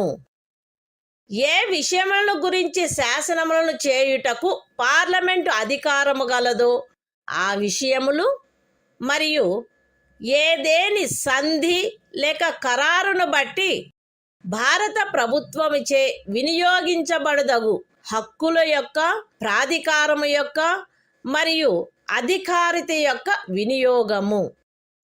అయితే ఈ సంవిధానములో గాని పార్లమెంటుచే చేయబడిన ఏదేని శాసనములో గాని అభివ్యక్తము కాని నిబంధించబడినట్లు తప్ప ఏదేని రాజ్యములో ఏ విషయములను గురించి శాసనములను చేయుటకు ఆ రాజ్య శాసన మండలికి కూడా అధికారము కలదో ఆ విషయములు ఉపఖండము ఏలో నిర్దేశించబడిన కార్యపాలకాధికారములో చేరియుండవు. ఏ విషయముల గురించి ఒక రాజ్యము కొరకు శాసనములు చేయుటకు పార్లమెంటుకు అధికారము కలదో ఆ విషయములలో ఆ రాజ్యము మరియు ఆ రాజ్యపు ఎవరేని అధికారి లేక ప్రాధికారి ఈ సంవిధానము యొక్క ప్రారంభమునకు అవ్యవహిత పూర్వము చలాయించగలిగి ఉండినట్టి కార్యపాలకాధికారమును లేక కృత్యములను ఈ అనుచ్ఛేదములో ఏమి ఉన్నప్పటికీ పార్లమెంటు చే అన్యథా నిబంధించబడినంత వరకు ఆ రాజ్యము మరియు ఆ రాజ్యపు ఎవరేని అధికారి లేక ప్రాధికారి చలాయించుచుండుట కొనసాగించవచ్చును. The Constitution of India, Part 5, The Union. Chapter 1. The Executive. The President and Vice President. Article 73. Extent of executive power of the Union. 1. Subject to the provisions of this Constitution, the executive power of the Union shall extend to the matters with respect to which Parliament has power to make laws, and b. to the exercise of such rights, authority, and jurisdiction as are exercisable by the Government of India, by virtue of any treaty or agreement, provided that the executive power referred to in subclause A shall not, save as expressly provided in this Constitution, or in any law made by Parliament, extend, in any state to matters with respect to which the legislature of the state has also power to make laws. 2. Until otherwise provided by Parliament, a state and any officer or authority of a state may, notwithstanding anything in this article, continue to exercise in matters with respect to which Parliament has power to make laws for that state. Such executive power or functions, as the state or officer, or authority thereof, could exercise immediately before the commencement of this Constitution.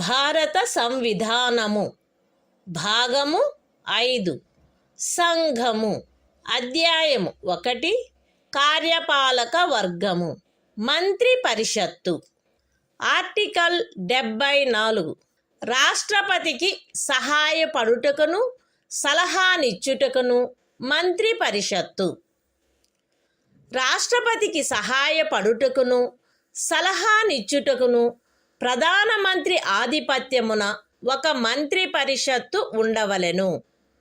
రాష్ట్రపతి తన కృత్యములను నిర్వహించుటలో అట్టి సలహాననుసరించి వ్యవహరించవలెను. అయితే రాష్ట్రపతి సాధారణముగా గాని అన్యథా గాని అట్టి సలహాలను పునఃపర్యాలోచించవలసినదిగా మంత్రి పరిషత్తును కోరవచ్చును. మరియు రాష్ట్రపతి అట్టి పునఃపర్యాలోచన తర్వాత ఇవ్వబడిన సలహాననుసరించి వ్యవహరించవలెను. రాష్ట్రపతికి మంత్రులచే ఏదేని సలహా ఇయ్యబడినదా, అట్లయినచో అది ఏది అను ప్రశ్న ఏ న్యాయస్థానమందును పరిశీలించబడరాదు. The Constitution of India, Part 5, The Union. Chapter 1. The Executive. Council of Ministers. Article 74. Council of Ministers, to aid and advise President. 1. There shall be a Council of Ministers, with the Prime Minister at the head, to aid and advise the President, who shall, in the exercise of his functions, act in accordance with such advice. Provided that the President may require the Council of Ministers to reconsider such advice, either generally or otherwise, and the President shall act in accordance with the advice tendered after such reconsideration. 2. The question whether any, and if so what, advice was tendered by ministers to the President shall not be inquired into in any court.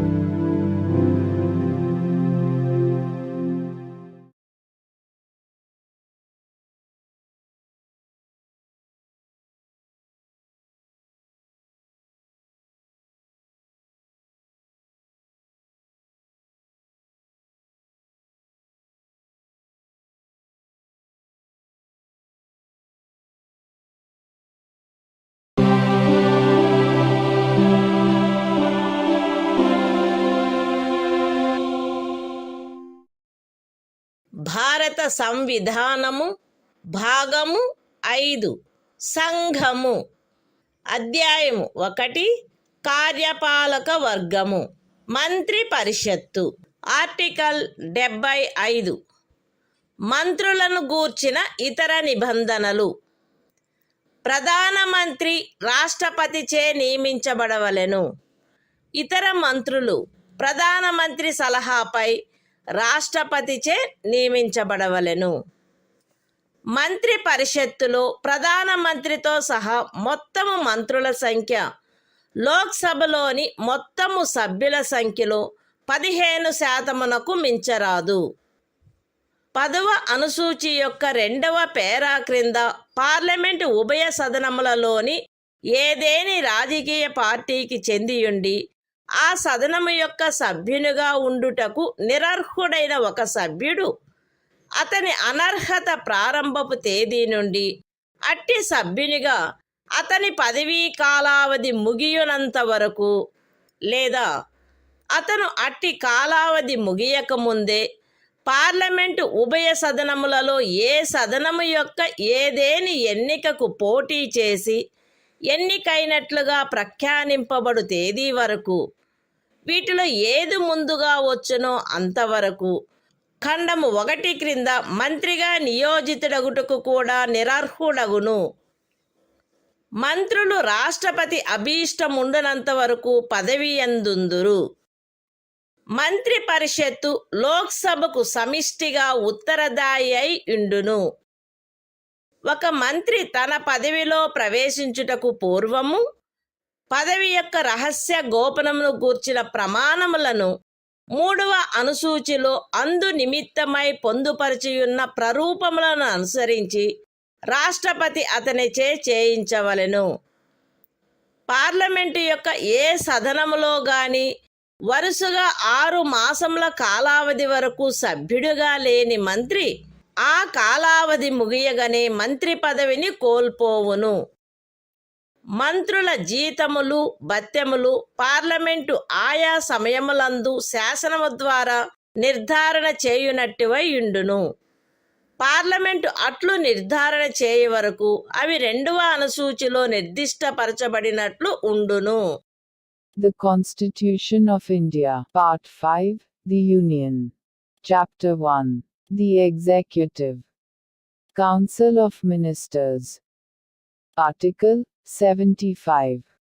Other provisions as to ministers. 1. The Prime Minister shall be appointed by the President, and the other ministers shall be appointed by the President, on the advice of the Prime Minister. 1a. The total number of ministers, including the Prime Minister, in the Council of Ministers, shall not exceed 15% of the total number of members of the House of the People. 1b.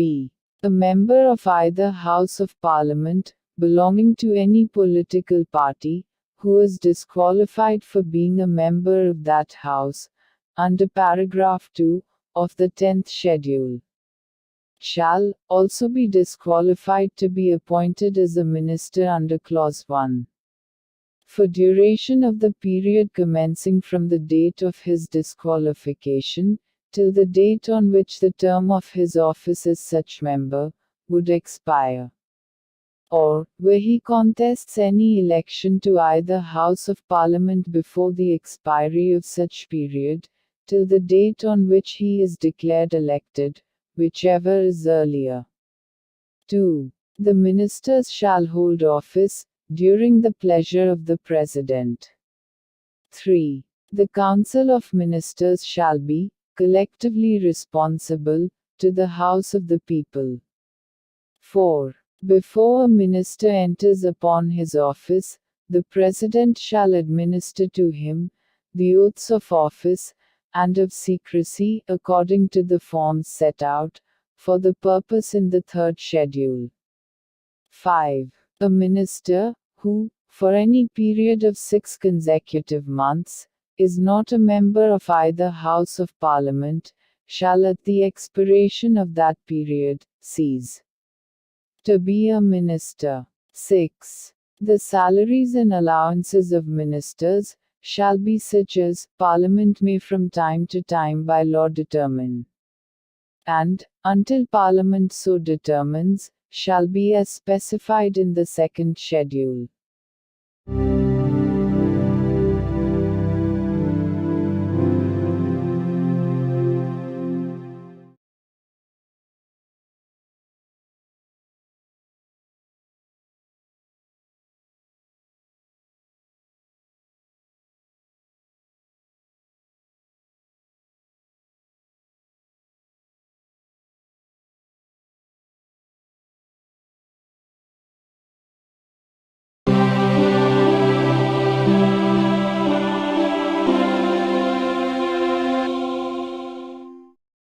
భారత సంవిధానము భాగము 5 సంఘము అధ్యాయము 1 కార్యపాలక వర్గము భారతదేశ attorney general article 76 సర్వోన్నత న్యాయస్థానము యొక్క న్యాయాధీశుడిగా నియమించబడుటకు అర్హుడైన వ్యక్తిని రాష్ట్రపతి భారతదేశపు అటార్నీ జనరలుగా నియమించవలెను.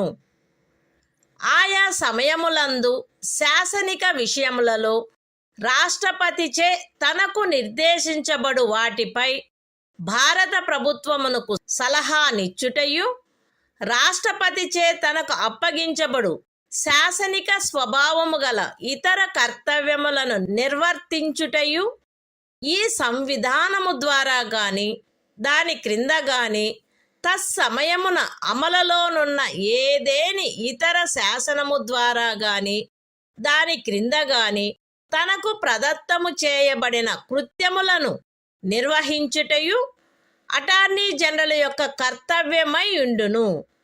అటార్నీ జనరలు తన కర్తవ్యములను నిర్వహించుటలో భారతదేశ రాజ్య క్షేత్రములోని న్యాయస్థానములన్నింటిలో వాదనాధికారమును కలిగియుండును. అటార్నీ జనరలు రాష్ట్రపతి అనుగ్రహముండునంత వరకు పదవియందుండును మరియు రాష్ట్రపతి నిర్ధారణ చేయు ప్రతి మూల్యమును పొందవలెను. The Constitution of India, Part 5, The Union. Chapter 1. The Executive. Article 76. Attorney General for India. 1. The President shall appoint a person who is qualified to be appointed a judge of the Supreme Court, to be Attorney General for India. 2. It shall be the duty of the Attorney General to give advice to the Government of India upon such legal matters, and to perform such other duties of a legal character as may from time to time be referred or assigned to him by the President, and to discharge the functions conferred on him by or under this Constitution or any other law for the time being in force. 3. In the performance of his duties, the Attorney General shall have right of audience in all courts in the territory of India. 4. The Attorney General shall hold office during the pleasure of the President, and shall receive such remuneration as the President may determine.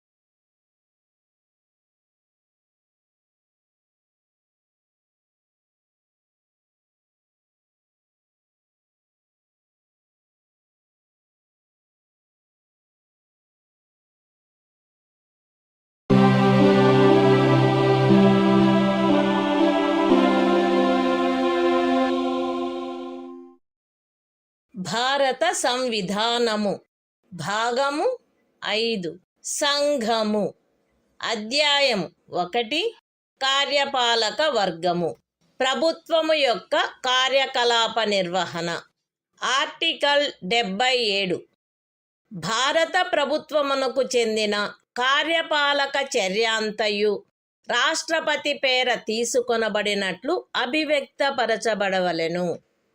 రాష్ట్రపతి పేర చేయబడిన మరియు వ్రాసి ఇయ్యబడిన ఉత్తర్వులు మరియు ఇతర పత్రములు రాష్ట్రపతి చేయు నియమావళిలో నిర్దిష్టపరచబడు రీతిగా అది ప్రమాణితము చేయబడవలెను. అట్లు అది ప్రమాణితము చేయబడిన ఉత్తర్వు యొక్క లేక పత్రము యొక్క మాన్యత అది రాష్ట్రపతిచే చేయబడినట్టి లేక వ్రాసి ఇయ్యబడినట్టి ఉత్తర్వు లేక పత్రము కాదనడి కారణమును బట్టి ప్రశ్నించబడరాదు. రాష్ట్రపతి భారత ప్రభుత్వమునకు చెందిన కార్యకలాపములను మిక్కిలి సుకరముగా జరుపుటకును ఆ కార్యకలాపములను మంత్రులకు కేటాయించుటకును నియమావళిని చేయవలెను. The Constitution of India, Part 5, The Union. Chapter 1. The Executive. Conduct of Government Business. Article 77. Conduct of Business of the Government of India. 1. All executive action of the Government of India shall be expressed to be taken in the name of the President. 2. Orders and other instruments made and executed in the name of the President shall be authenticated in such manner as may be specified in rules to be made by the President.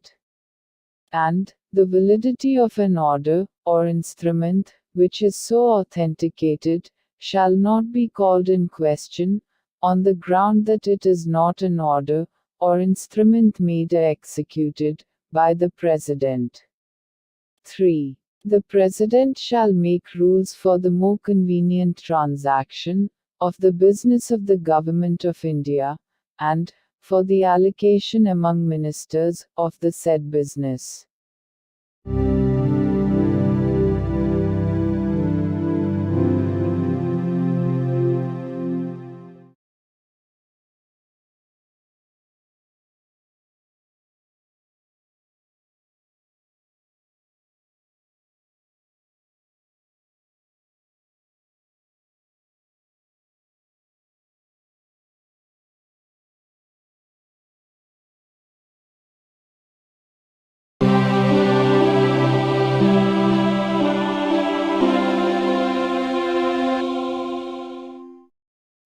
భారత సంవిధానము భాగము 5 సంఘము అధ్యాయం 1 కార్యపాలక వర్గము ప్రభుత్వము యొక్క కార్యకలాప నిర్వహణ article 78 రాష్ట్రపతికి సమాచారమును అందచేయుట మున్నగు విషయములను గురించి ప్రధానమంత్రి కర్తవ్యములు ఈ క్రింద తెలుపబడినవి ప్రధానమంత్రి కర్తవ్యములై ఉండును.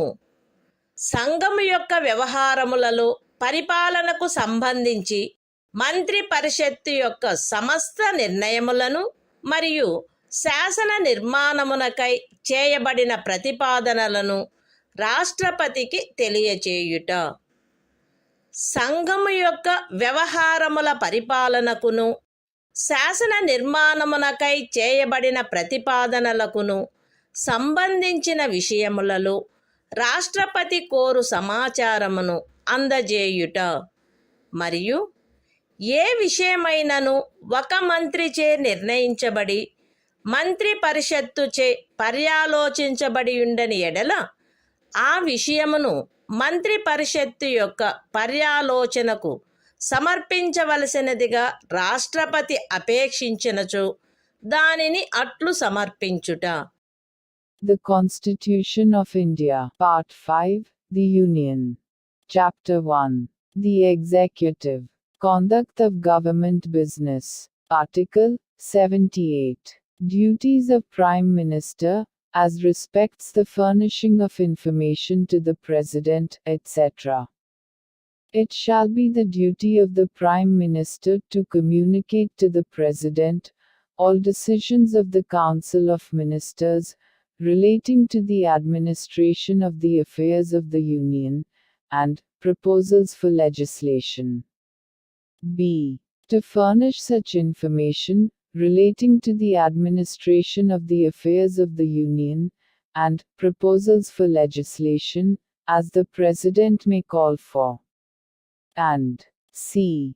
If the President so requires, to submit for the consideration of the Council of Ministers any matter on which a decision has been taken by a minister, but which has not been considered by the Council.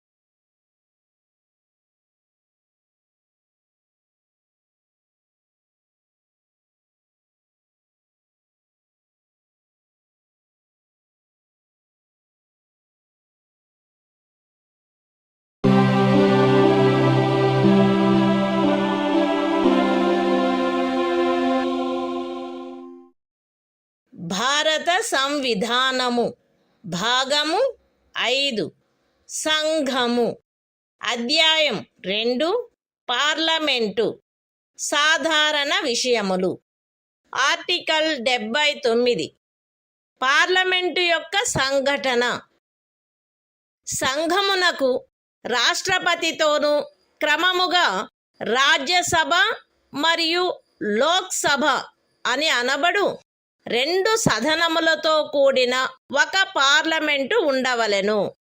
The Constitution of India, Part 5, The Union. Chapter 2, Parliament. General. Article 79. Constitution of Parliament.